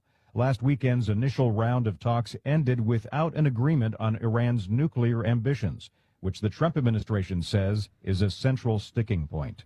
Greg Clugston, the White House. President Trump claims that China has agreed not to provide Iran with weapons amid reports that Beijing was weighing such arms transfers.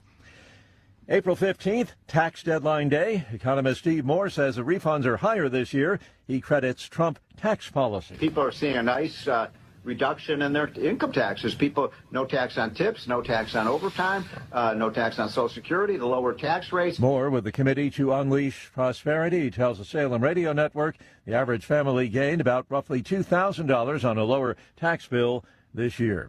Pro golfer Sergio Garcia apologizes for losing his cool during the final round of the Masters. Garcia hit a bad tee shot on the second hole and twice slammed his driver into the turf. He also slammed the club against a bench and broke off the head. The Masters had an official issue him a code of conduct warning a few holes later. It's the first time the conduct policy has been issued at the Masters. Garcia says he respects and values everything about the Masters and Augusta National and regrets the way he acted. Bob Agnew reporting. On Wall Street this morning, the Dow futures are up 42 points. NASDAQ futures are flat. The S&P futures 4 points higher ahead of this morning's opening bell. More on these stories at townhall.com. Advantage Gold, America's #1 precious metals company, is sounding the alarm that a storm is coming and that now is the time to diversify your portfolio before it's too late. That's why we're offering an emergency gold and silver protection kit valued at $49, absolutely free for anyone who calls today at 800-900-8000. This kit includes critical information for investors with a retirement account seeking to own physical gold and silver but want to do it tax and penalty free. Advantage Gold has helped investors protect and secure their wealth with physical gold and silver since 2014. Call Advantage Gold now at 800-900-8000 and we'll rush your emergency gold and silver kit plus a free copy of Ken Rogoff's book, Our Dollar, Your Problem. See how gold and silver can help you protect and secure your wealth with the help of Advantage Gold. Results vary. Consult your tax advisor before investing. Call 800-900-8000. That's 800-900-8000. From the Michaels Flooring Outlet Weather Center. Meteorologist Chance Gotch with your first alert forecast. We're going to be tracking highs towards the lower 80s. A first alert weather day has been issued as we could see the possibility of some strong to severe storms during the afternoon hours lasting from 2 o'clock all the way towards 1 a.m. throughout the overnight hours. Then we're going to be tracking showers pushing out into Thursday. Could be seeing a few more isolated chances southeast of the St. Louis metro by the afternoon hours. Then by Friday, most of the day going to be looking dry, highs towards the upper 80s. Could see some overnight chances of showers and storms. From the First Alert 4 Weather Center, I'm meteorologist Chance Gotch. This hour of News Talk STL is brought to you by Stifel, serving investors for over 130 years. Contact your Stifel financial advisor at stifel.com. That's STIFEL.com. Tim Jones here for Comprehensive Chiropractic in Eureka, the premier chiropractic and sports performance facility in the region. They've helped me recover from day-to-day aches and pains for years. And here's something special, personal training programs. Whether you're an athlete committed to increasing performance, recovering from an injury, or just want to get healthier and lose weight, their personal training programs will help you reach your goals and stay there. Comprehensive Chiropractic in Eureka, online at cchiropractic.com. That's cchiropractic.com. Kathy Connor from Connor Roofing is here. Kathy, how you doing? Good. Hi, Vic. You know, when you need a roof, I don't want to call a stranger. I want to call you. Yeah, thanks. At Connor Roofing, we're more than just a roofing company. How long you been doing it? Since 1993. And year after year, storm after storm, you guys are always there. Because this is our home, too, Vic. Our kids go to school with your kids. We cheer for the same teams. Go Blues! So support your neighbors. Call Connor Roofing at 314-375-7475 or CONNER roofing.com. Thanks, Vic. Mike Ferguson. Boo! Relax, nerd. Susie Moore. And that would be a good time to respond with some applause. Get up! Can't you hear the alarm? Get up, St. Louis. That's a banana republic without the banana. Mike Ferguson in the morning on News Talk STL. All right, every vote counts. Listen, that is not just a cliche, especially in St. Charles right now. One election in St. Charles absolutely proves that. And how confident are we in the vote counting when we're looking at the August and the November elections? Well, that means that we're looking at what's been happening now, and you've got a chance to look at it for yourself, the whole system and the process yourself. All right, Mike Ferguson here, and I'm joined by St. Charles County Director of Elections, Kurt Bahr. And Kurt, man, it's good. It's actually been a while since you and I have run into each other in person. So it has been a while. We text every once in a while, but it's good to see you here. And a tie? A tie. Seriously, there is a tie in an election, as in the votes have been counted, you've double counted them, and both candidates got the same number of votes. That's amazing. Yeah, so on election night, the challenger, Chris Kyle, was one vote ahead of the incumbent Bill Otto. And this is for St. Charles City Council. This is St. Charles City Ward 1, Yeah. and so like 4,700 voters in this ward.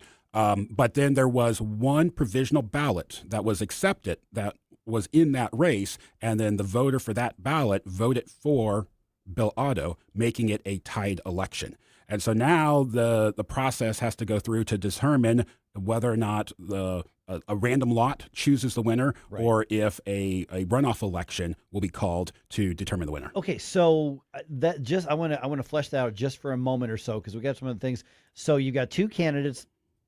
Neither one won, neither one lost at this point. Correct. And so you were explaining to me that there is a local set of laws that says if they agree, you can roll some dice or draw a number out of a hat or whatever it is. But then a state law has another application here. Yeah, so St. Charles City is a charter city, and in their charter rules, a tie vote is supposed to be determined by lot. So that could be flipping a coin, rolling dice. There's lots of ways you could choose by lot. However, state law says that while lot is allowed if the candidates agree to it, because it's just cheaper and easier to do it that way, the default is a runoff election for the two candidates that are tied.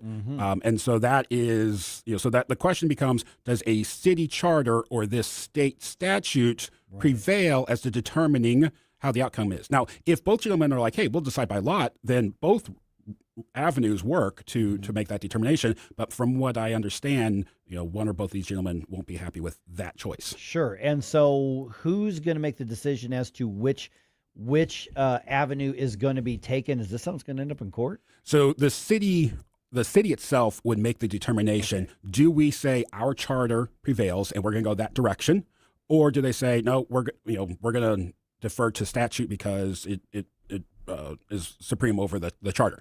And so the city will make that determination. If a determination is made that one of these candidates doesn't like, I would expect to see this in court. The county, the election authority's office, we are agnostic as to which direction we go. If we're asked to run a runoff, we will totally do that. If it's by lot, then we are done with the process. And so we're waiting to see what the city decides to do and what the courts request of us. Okay, so otherwise, in the elections that happened a little bit earlier this month, just a week and a half ago or whatever it was, little bit. I was watching your social media, and it looks like a little bit higher turnout than we typically get in April. That's not saying much. We've still got a fairly low voter turnout. But when you look at just the administrative, not talking about who won and who lost and anything like that, you're kind of the referee on those things. There have been times in the past where there have been some glitches and, there were issues years ago with people not showing up to do the poll working on time and all this kind of stuff. Were there glitches? Were there things that needed to be ironed out this last time around? Honestly, this April election was incredibly well run and executed. Every single polling place was open up on time. We have full complement of election judges who showed up. We had our standby judges ready to go to fill that, and we had to send people away because our complement of election judges was complete. We had a few technical issues, which is a normal thing for any election. My techs, I go out and take care of minor issues, nothing affecting the election in any way. Yeah, because that's an important thing because there's a big debate over the technical side of the vote counting on this. Where were the technical glitches, and you're saying for sure this did not affect knowing how the votes were counted? Right. So the machines that we use in St. Charles County are older. We bought them before I became the director back in 2014, and so they need a little extra love from time to time. And so there was a few that they were jamming up, so that just required a maintenance tech go in, clean up the machine with the alcohol wipe is really all it took, and then it functioned for the rest of the day. So like I said, very minor technical issue in that regard. And so we had that. Towards the end of the day, I had a couple polling places where they're like, hey, we're getting low on ballots. So we ran ballots out to them. Sure. It wasn't that they ran out of ballots. It's just that, the election judge is like, well, this stack is getting kind of low and, we want to make sure we have enough. And so, we had plenty of ballots for everybody at every polling place. And so the technical side of things, this election ran really smooth. And we had all of our polling places shut down at the right time. We had one polling place. They're a little late getting their election results to me because they were struggling with packing up the material the right way. And instead of just calling us and going, hey, we're trying to figure out how to do this, they just, they didn't call and they didn't ask and they just figured out themselves, but it took them, good extra half hour over everybody else. So didn't affect the reporting of the election in any way other than, my last report, before 10 p.m. was a little later than I would have personally liked just because they were, they were trying to put everything away perfectly instead of just getting me in the results. Yeah. Okay. So with the vote counting, and so because obviously we know that there's the debate going on about this with machines and all this sort of thing. Give me the Cliff's Notes version. I mean, now I live in St. Louis County, but I'm still doing a paper ballot. It's going into a machine. A machine's counting it. What's the level of human eyes and hands on these votes so that the accusation is well, the machines can be programmed or the machines can be hacked or all that sort of stuff. Those are the accusations. How secure are the votes, and how do we know that our vote for candidate A is actually going to candidate A? So before every election, every county, St. Louis County, St. Charles County included, we'll do a logic and accuracy test that we call the public test, because we invite the public to come in and see that the machine properly counts every vote counted and doesn't miss any votes and doesn't add any votes. So we do that part ahead of the election. And then after the election, we have what's called the manual recount, where we randomly pick at least 5% of our precincts, as well as any races that were within 1%. So in our case, it was St. Charles City. So we randomly picked a number of precincts and we manually recounted those. And then one of the candidates represented us from the St. Charles Ward 1, they also came in to watch this process, and we had to pick one of the precincts for that race specifically, and we manually recounted that, and we showed them, our bipartisan team counted the ballots, and they said that the election net result was identical to the hand count. And then for the few ballots that were either a write-in was marked or nothing was marked, an undervote, I showed them the ballots. Look, it clearly indicates there was no voter intent here that would indicate a vote for one candidate or the other. Somebody wrote in the same name on 3 different lines on that particular ballot. Whether that was the voter's name or their friend's name, who knows? But it wasn't for either of the candidates. And then the ones where it was an undervote, it truly was an undervote. They didn't put an X next to the name and not fill in the dot. Right. And so those are the types of things. If a full hand count is ordered by the courts, those are the types of things that you look for to see if the machine count is off. Not because the machine didn't count the dots, but because the voter creatively voted the ballot without filling in the dots.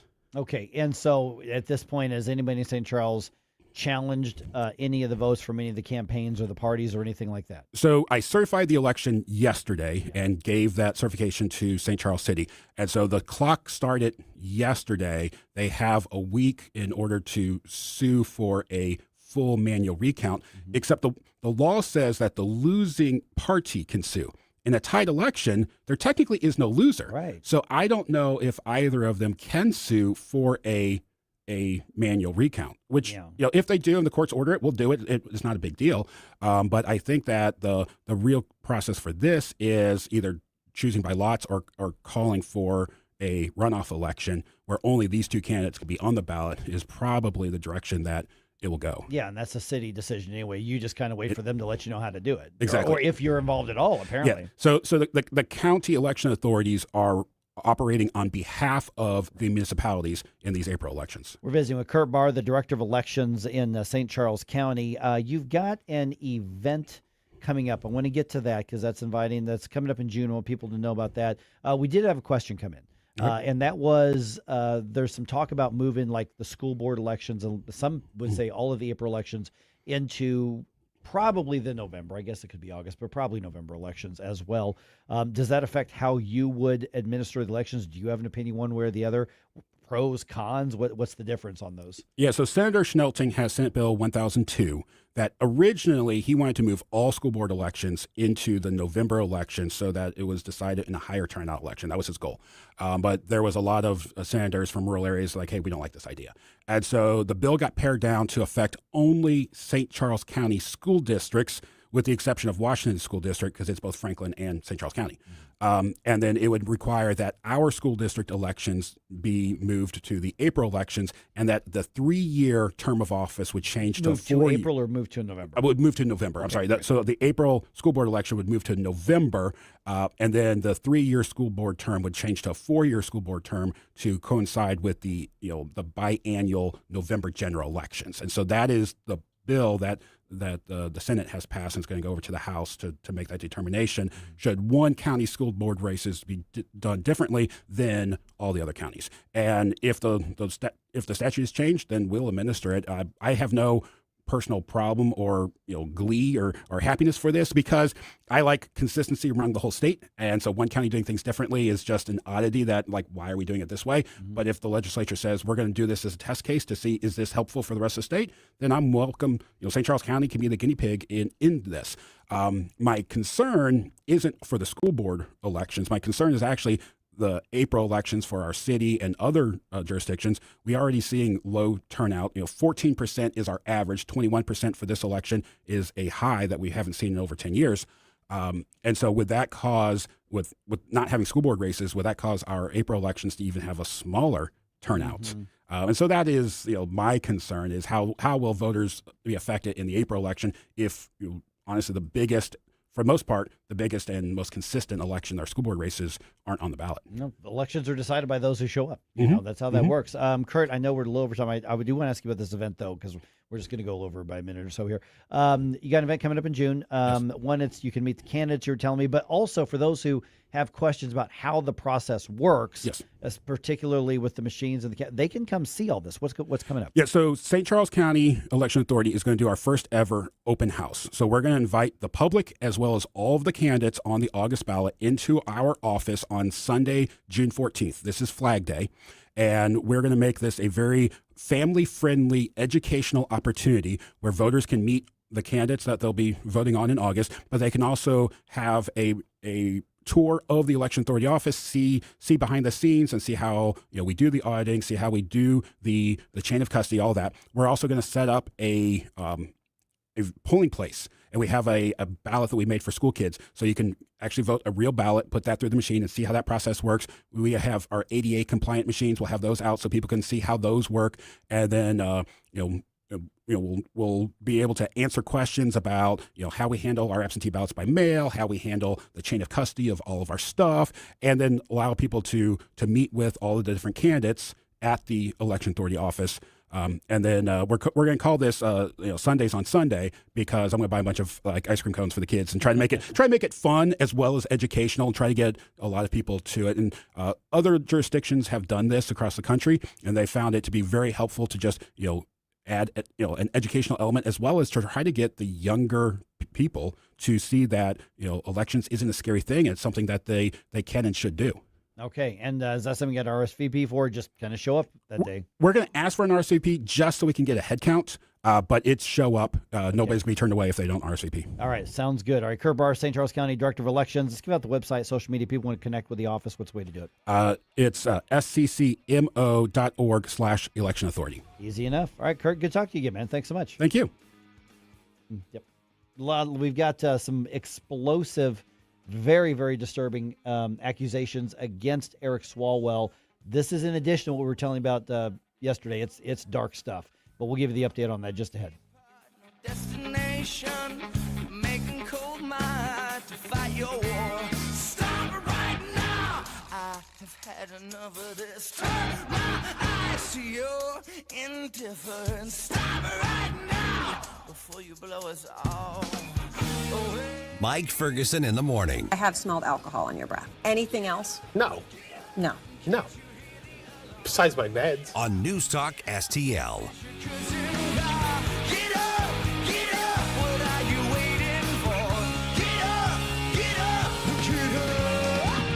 Hi, I'm Dr. Alan Link, owner of the Dental Link.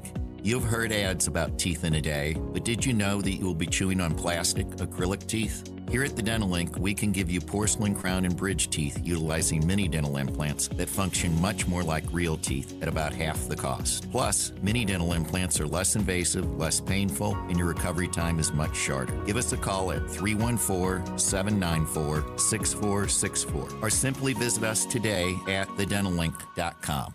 To have a roof over your head, a nice roof over your head, is very important. That's Rick talking about his experience with Rhino Shield ceramic coating. We got Rhino Shield 18 years ago, and they're very cooperative on getting us the right paint. They were in and out and done in no time. Once it was finished, looked great. We were very happy with it. The main reason Rick called Rhino Shield is because it's backed by a 25-year transferable warranty. We've watched a lot of people get their house painted 3 or 4 times, and we haven't had to do any of it. I don't know about you guys, but I don't want to have to paint it every 5-7 years. Take a tip from Rick and put down the paintbrush and call Rhino Shield for your free evaluation.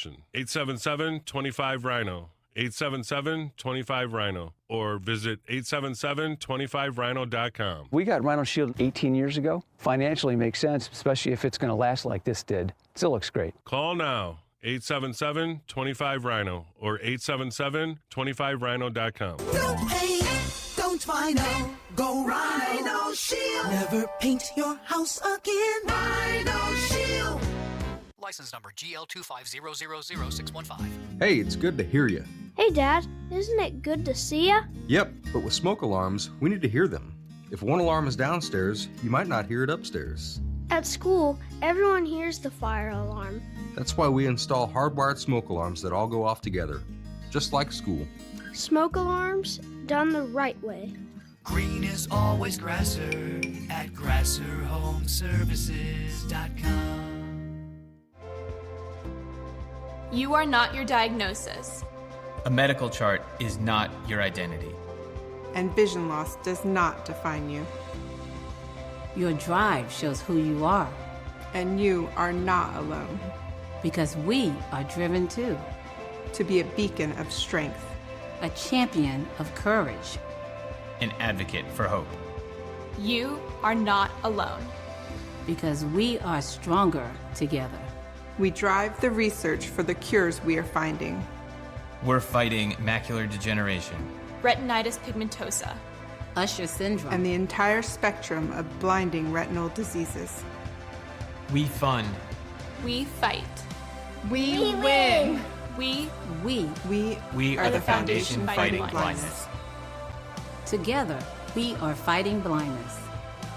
Join the fight at fightingblindness.org. Thanks for taking my call. News, analysis, opinion. Radio news junkie. Love every bit about it. News Talk STL.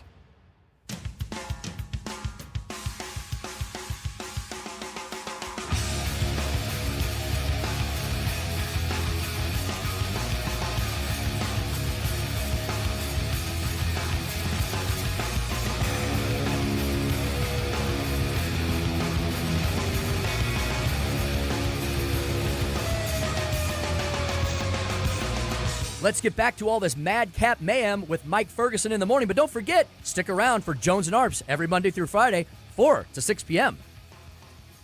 All right, Sam Page is suing. And he's wanting a judge to step in and stop something from happening that hasn't happened, and we don't know what it is that he wants stopped, but he wants it stopped, okay? So preemptively wants to stop something that may or may not even come to fruition. Right. And what that is, I don't know. But we'll tell you about that. Also, new accusations against Eric Swalwell. These things are disturbing. What's really bad is they're not shocking. They should be shocking that this would happen to somebody, allegedly, but they're not shocking with the more and more we find out about this guy. And the Cardinals go to extra innings again.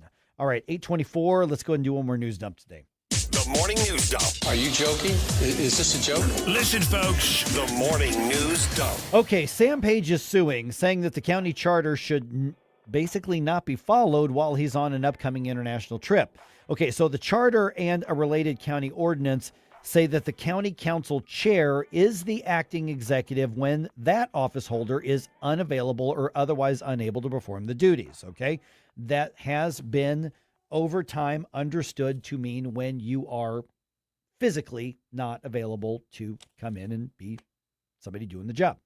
Page is scheduled to fly to England this weekend. He's asking a court to block Councilwoman Rita Hurd Days from becoming the acting executive, and here's part of his accusations. Well, the county council is attempting to do something that's never been done before in the history of the county, and that is seizing executive authority while the county executive is still in office. Just a little bit ago, Jerome and Susie and I spoke with County Councilman Mike Archer, and he has no idea what power Sam Page thinks is going to be seized. And when Sam Page was asked about that at the county council meeting, Mike tells us that he did not have an answer. Page's argument is that he's accessible by phone. You can call somebody in England. And he says if the court does not rule in his favor, he's going to cancel the trip. And so essentially, Susie looked it up. Sam Page is arguing that an ordinance that was passed related to that county charter provision should be either struck down or have a temporary restraining order against it or something. It's so confusing. We don't even know what Sam Page is talking about when it comes to the legalities of this, but we'll see what happens. And Mike Archer is a very smart guy. He's very active with the county council. So if he's even like, we don't know what Sam Page is talking about here, that's it's just so bizarre. Not a good sign. Okay, we know Eric Swalwell is leaving Congress. I don't know when his actual last day on the payroll is going to be. Accused of sexual assault, accused of other sexual misconduct.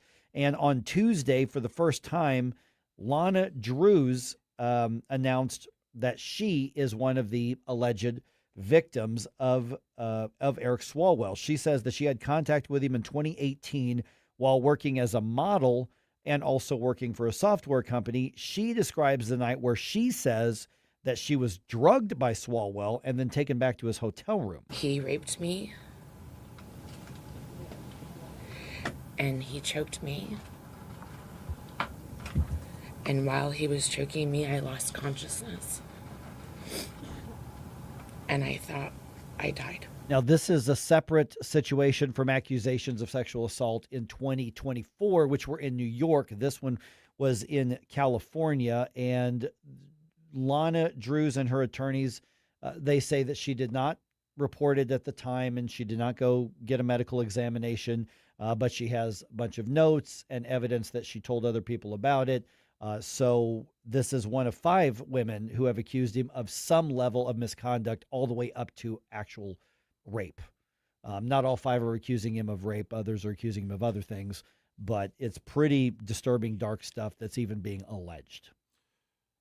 And it's tragic and terrible that we only know about these two, Tony Gonzalez and Swalwell, right now. But the more that I hear about this kind of stuff coming out, the more it reminds me and makes me mad about how many of our own Congress members on both sides voted against revealing who's been accessing shush money. Yeah, there's a congressional slush fund that is there and funded by you and I. By the way, it's tax day. Look at how much you're losing in money. That is there to pay out settlements to protect Congress critters from accusations or confirmations of sexual misconduct. There's actually a congressional fund for that. And like Jerome said, there was a bill to release the details of who was protected by that, and Congress voted no. And it was not just to release names of people that might have accessed it. It quite literally was like including court notes and other evidence to help clear people that may have actually been falsely accused, and they still said no. No. All right, Vice President J.D. Vance admitting that many young Americans don't support the U.S. war in Iran. Addressing a Turning Point USA event in Georgia, the vice president said he understands why a lot of young voters don't love the Trump administration's Middle East policy. But he urged conservative activists who disagree with the president on the war to avoid becoming disengaged. He also said Donald Trump wants the U.S. to reach a grand bargain with Iran. The development of Iran's nuclear program remains a key sticking point. Greg Clugston, Washington. This is going to put some pressure on the administration to wrap this war up as promised in a very, very short time, because those midterms are coming a little bit closer, and it's not, I think it's a lot of disillusionment on this. It's just one issue that the vice president's talking about, which is true. However, it's a massive one, and it's not that they're going to go start voting for the Democrats, but they may not show up in the elections, and that's one of the threats. There are quite a few groups within what I would call the coalition of the right that are very much dissatisfied with even just the lack of honesty with what's going on, that I see people actively calling, like, you don't have to vote Democrat, do not vote Democrat, but you're not obligated to vote for somebody that you feel has either disrespected you and or that does not value your vote. All right, a couple quick sports notes here. The Cardinals walk it off in the 10th inning. Nathan Church's sacrifice fly finished off a 6-5 win over the Guardians at Busch Stadium, not the Indians, the Guardians. Ivan Herrera had a home run. J.J. Weatherholt had 2 home runs. And so far, the Cardinals have won every single extra game inning they've been in this season. I think this was the 5th one, I think. Wow. The last game of the series starts at 12:15, weather permitting. I hope the weather holds off because I'm going. Hey, you can see Mike Ferguson. That's right. My daughter and I and Chris Arps and his wife, we're going to be there. So if you're around Section 132, say hi. We'll be there if the weather allows that game to happen. They are not going to the playoffs, but the Blues are trying to finish strong despite being down 3-0 in the first period. Oh boy. They ended up beating the Penguins, though. Final score 7-5 last night. That was the final home game of the season. Both Dylan Holloway and Jimmy Snuggerud had 2 goals each. That is 3 wins in a row for the Blues. They wrap up the season Thursday in Utah.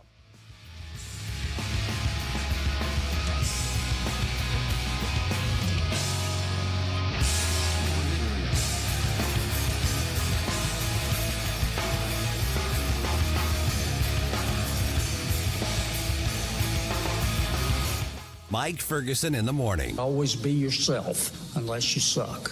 On News Talk STL. From the Michaels Flooring Outlet Weather Center. Meteorologist Chance Scotch with your first alert forecast. We're going to be tracking highs towards the lower 80s. A first alert weather day has been issued, as we could see the possibility of some strong to severe storms during the afternoon hours, lasting from 2 o'clock all the way towards 1 a.m. throughout the overnight hours. Then we're going to be tracking showers pushing out into Thursday. Could be seeing a few more isolated chances just southeast of the St. Louis metro by the afternoon hours. Then by Friday, most of the day going to be looking dry, highs towards the upper 80s. Could see some overnight chances of showers and storms. From the First Alert 4 Weather Center, I'm meteorologist Chance Scott. Fox News commentary with Tommy Lahren next. My name is Whitney Allen, and I'm a widow. My husband, Ryan, died. We never thought we'd ever have to use life insurance, but the unexpected happened. With Ethos, signing up was fast and 100% online. You can get a quote in seconds, apply in minutes, and get same-day coverage. No medical exams, and you can get up to $3 million worth of coverage. I'm grateful we were prepared. Get your free quote at ethos.com/term. That's ethos.com/term. Paid spokesperson. Time spent on application may vary. Online health questions required.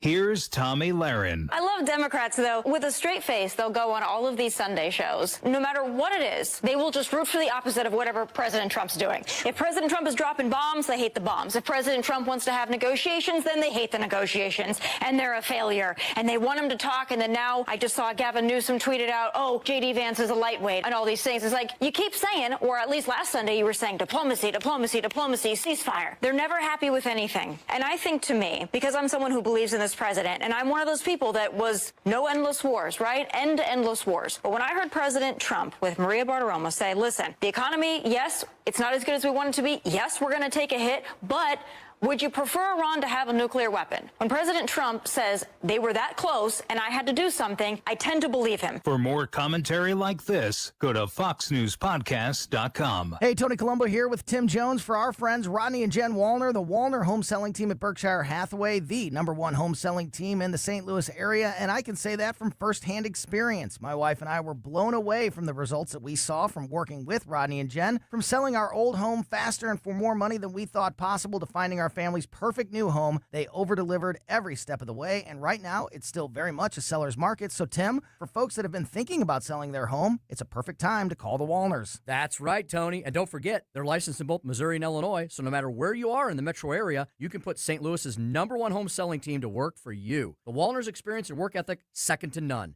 And of course, the numbers speak for themselves. The Wallners sell 15 times more homes per year than the typical realtor. Right now, they're working with so many qualified buyers, they'll guarantee to obtain you an offer. If you've been thinking about selling your home, don't wait. Call the Wallners now at 314-810-SOLD. That's 314-810-SOLD for the Wallner Home Selling Team.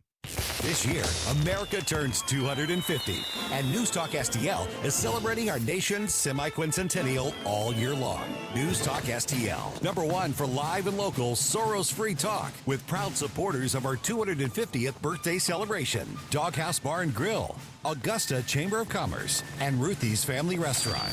250 years strong, and we're just getting started. 101.9 and 94.1 News Talk STL.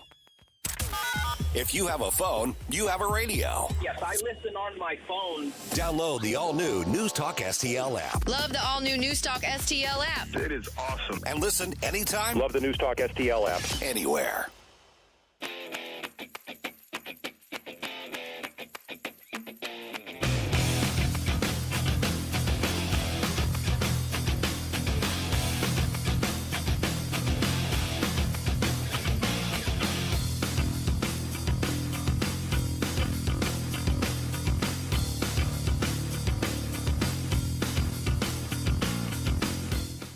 Hey everyone, this is State Senator Nick Schroer. I am the host of Stand and Fight every Sunday night. Right now, let's hear more of Mike Ferguson in the Morning Show here on News Talk STL. I think that tax day creates, at least temporarily, more conservatives and libertarians than any other day on the calendar. You think so? Even if for now, because people, you know, of course, the tradition used to be before you could just do it all online and all that sort of stuff. You have to do the paperwork and you'd have to, you know, write a check and you grumbled out loud. And then there used to be big, long lines at the post office, and the post office would have to have people standing by, for you to drop your tax returns off and get the postmark on the thing, because it just had to be postmarked by April 15th. And then somebody to, take the full, trash, or not trash can, but the full mailboxes, and keep them, empty so people could drop other stuff in there. And people understood when they looked at that bottom line, I have to write a check for X amount of dollars, or I overpaid by X amount of dollars. And there are so many people who make the mistake of going, oh, thank goodness I get money back. That means you gave the government, or the government took more money than it should have from you, and you get it back without any interest or penalty. And if you just had it in a bank account, you might have made a couple percent on might have it. made So like $3. maybe you made a few bucks, but it's a few bucks that you don't get now. For those of you who work a lot of contract jobs and 1099 and all that kind of, you're probably paying. You probably just, and that's why a lot of people go to paying quarterly. There was an argument, and I mentioned this too. I think it was Ross Marchand. We were talking to him earlier about tax day stuff. Is that at one point they didn't just deduct the taxes from your paycheck. You actually had to write the check. And there have been proposals, in Congress to go back to that.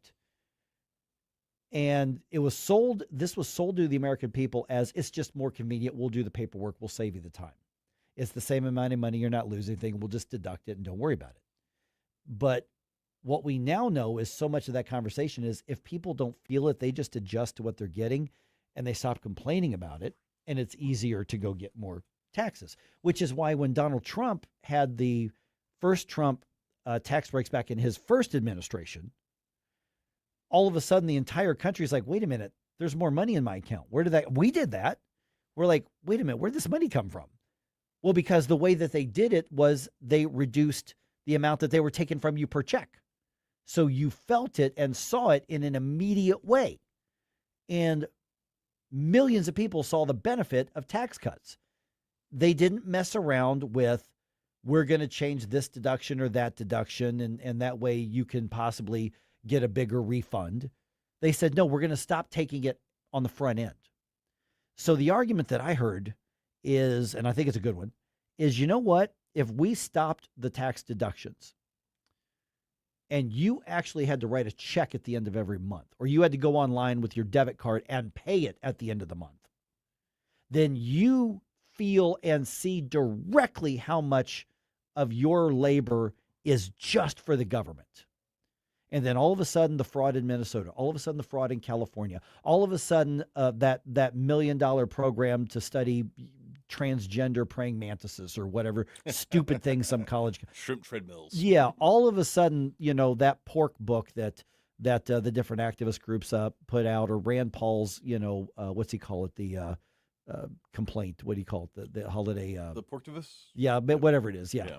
And so airing of grievances or whatever. All of that stuff takes on a very different look and feel. It's not as funny anymore because it's not abstract. If you've got to, at the 30th or 31st of every month, go on to the state of Missouri website, the state of Illinois website, IRS, and you've got to actually pay it. You take it out of your account after you've earned it, after you've received it, and you have to give it away under penalty of law. Then all of a sudden, the question doesn't become, should we have tax reform and tax cuts? It's, how are you going to do it? Because this is BS. Because we see it in a different way. I think maybe potentially that might work on a few people.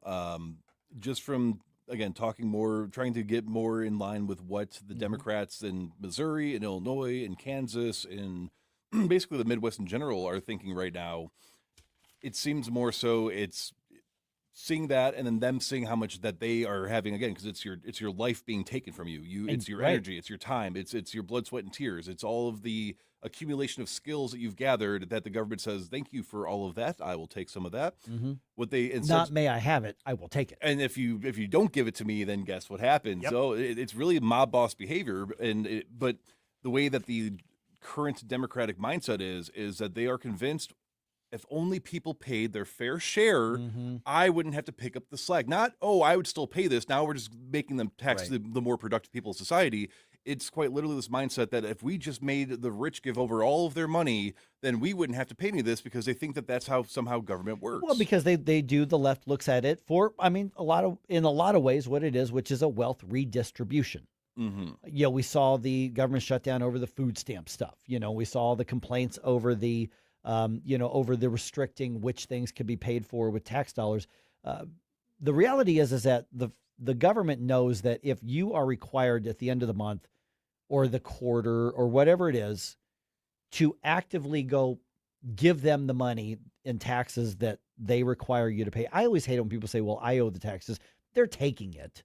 You don't owe them nothing. I mean, it's not a moral debt that you have. It's a legal requirement. So I always try to avoid saying that, just because But they know that there's a lot of people that will go, no, you're going to have to wait. I have a light bill to pay. My car broke down. I have to get to work. My kid had to go to urgent care. I have to pay. And people will put themselves over government, but the system we have right now places government over people. Yeah. But the left will argue, to your point, well, no, government is putting these people first because they don't have enough and we have to go grab it from somebody else. Although we know that historically what happens in a truly free society is that when people keep what they earn and they make, we're more generous and we're smarter and there's more accountability than when any government program, as evidenced by the grift and the fraud that we're seeing in the different states right now. And it's not just in blue states. We had some in Missouri here just about 3 weeks ago, fraud off of a Department of Education program that had to do with daycares and stuff, much smaller scale, but it happened here too. Speaking of Democrats, what they think, so our good friend Scooter says most American taxpayers get a lot of value from their tax contributions, and then goes on to say the wealthy don't need Social Security or Medicare. I would almost argue nobody needs Social Security or Medicare unless you are a very unfortunate individual. Mm-hmm. If you look at the amount that gets taken out of your paycheck right now, I think it's called FICA, and you were to remove that from Social Security, where you only get 85% at most, because there are talks of having to cut the benefits later, and you put that into an investment account instead of losing 85%, you would actually probably gain more than you're contributing. Social Security was never supposed to be a universal program. But boy, did it help win a lot of votes when it expanded, because what happened is people were saying, wait a minute, why am I paying into it and I'm never going to get it? Because people objected to the wealth redistribution. Mm-hmm. And here's the thing is, I'm not at retirement age. I'm 54. So if I were to maximize my Social Security, what I receive, I need to not claim anything until 67, as I understand it. So 13 more years. Okay.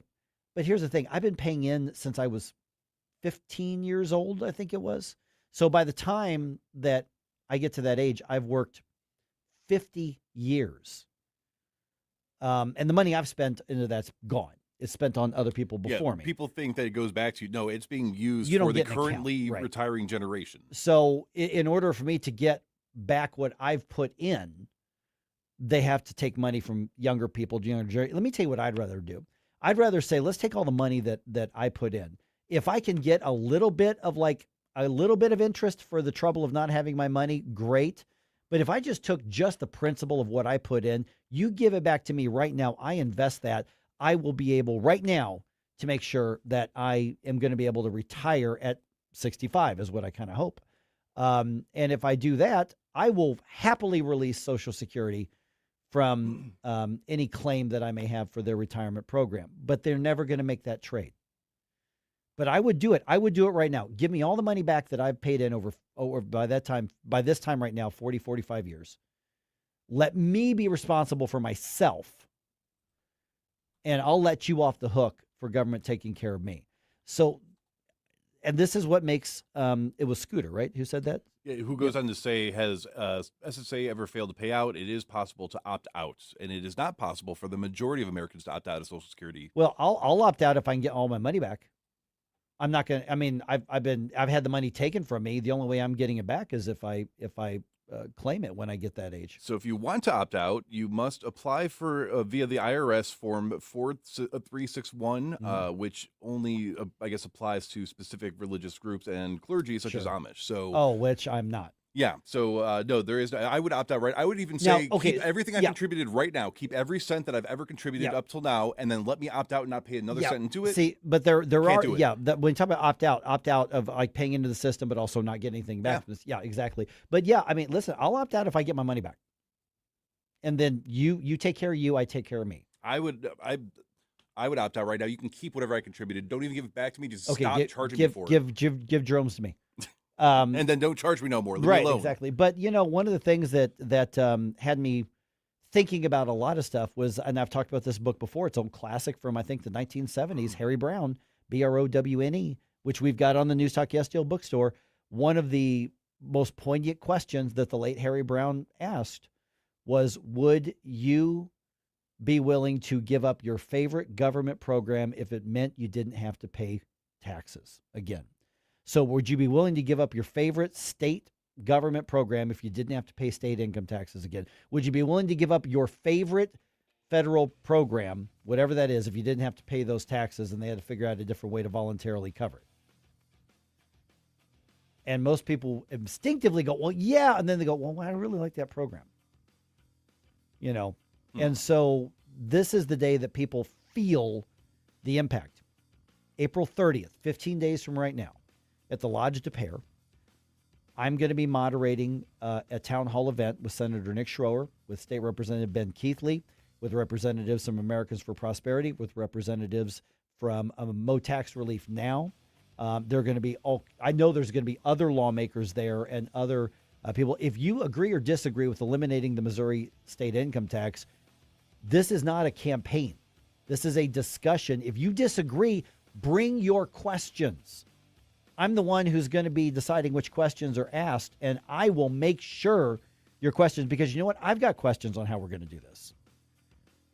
So check out Americans for Prosperity's Missouri page. You can find that link at newstalkstl.com. RSVP there. It's a free event, but you got to RSVP because we got no many chairs we got to put out. So do that, but it is free. We'd love to see you there, regardless of which side of this issue that you're on.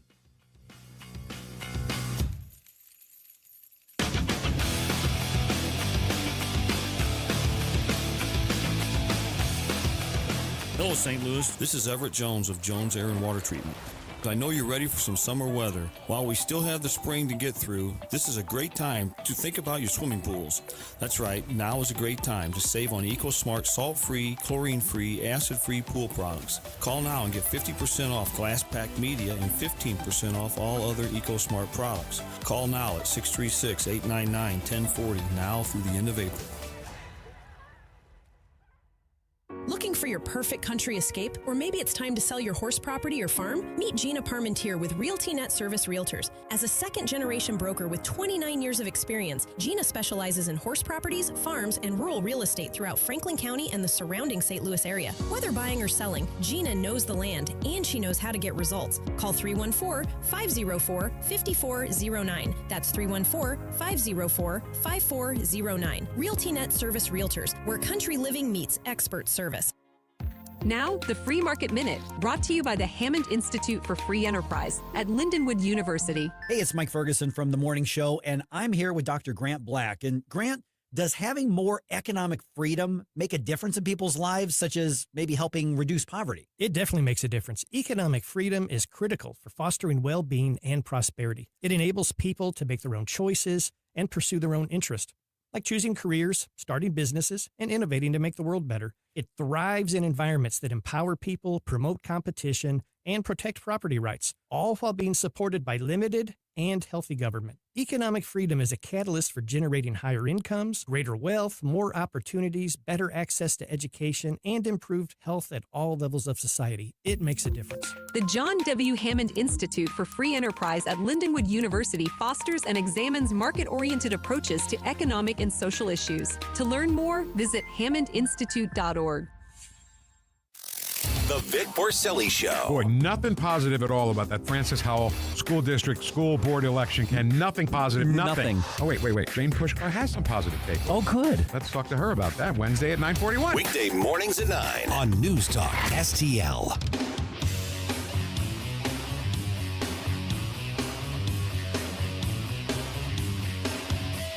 Stereotype, monotype. Bill O'Reilly here. Check out the O'Reilly Update this afternoon at 3:45. Right now, it's back to Mike Ferguson in the morning on News Talk STL. Well, some of tax day just gets me and a lot of other people worked up, Oh, yeah. Yeah. Because, the rest of the time it's conceptual, it's ethereal, and now it's pretty real right now. Look at all this money that I could use to build my future. Oh, wait, no, it has to go to the government to pay for other people that are not as positive tax contributing as I am. And there are going to be other people who say, but what's going to happen is if you're let out of that system, then you're not going to be responsible enough, and then somebody's going to have to take care of you when you're old and can't work anymore. And that's called it's my fault. Yep. I don't have all the math, but I've heard people smarter than me about this.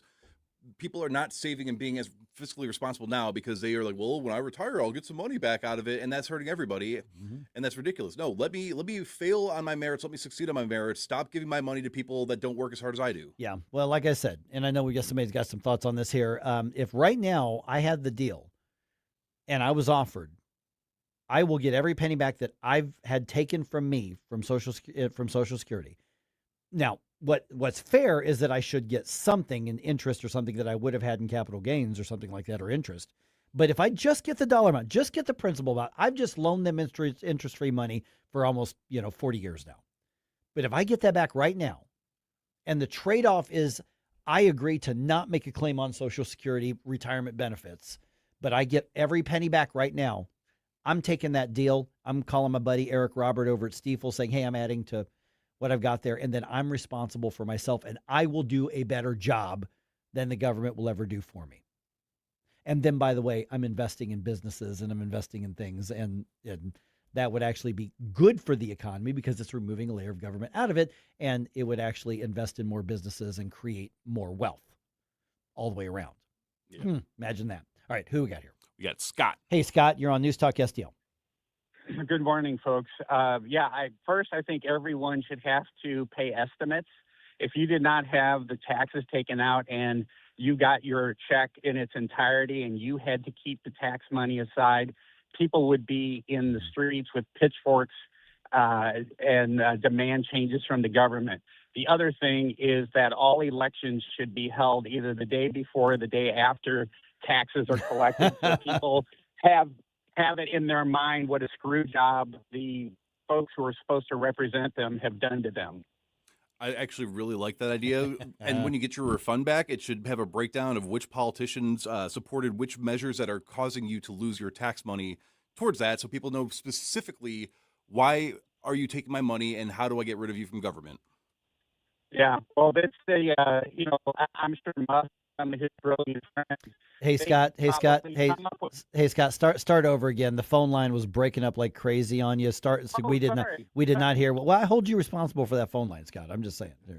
Yeah. Elon Musk and some of his friends can probably do a calculation. Yeah, we're going to have to, Scott. Hey, Soros the Gremlin has climbed into our system again. So I am sorry, but Scott, the point's well taken. Absolutely. Putting election day right after tax day.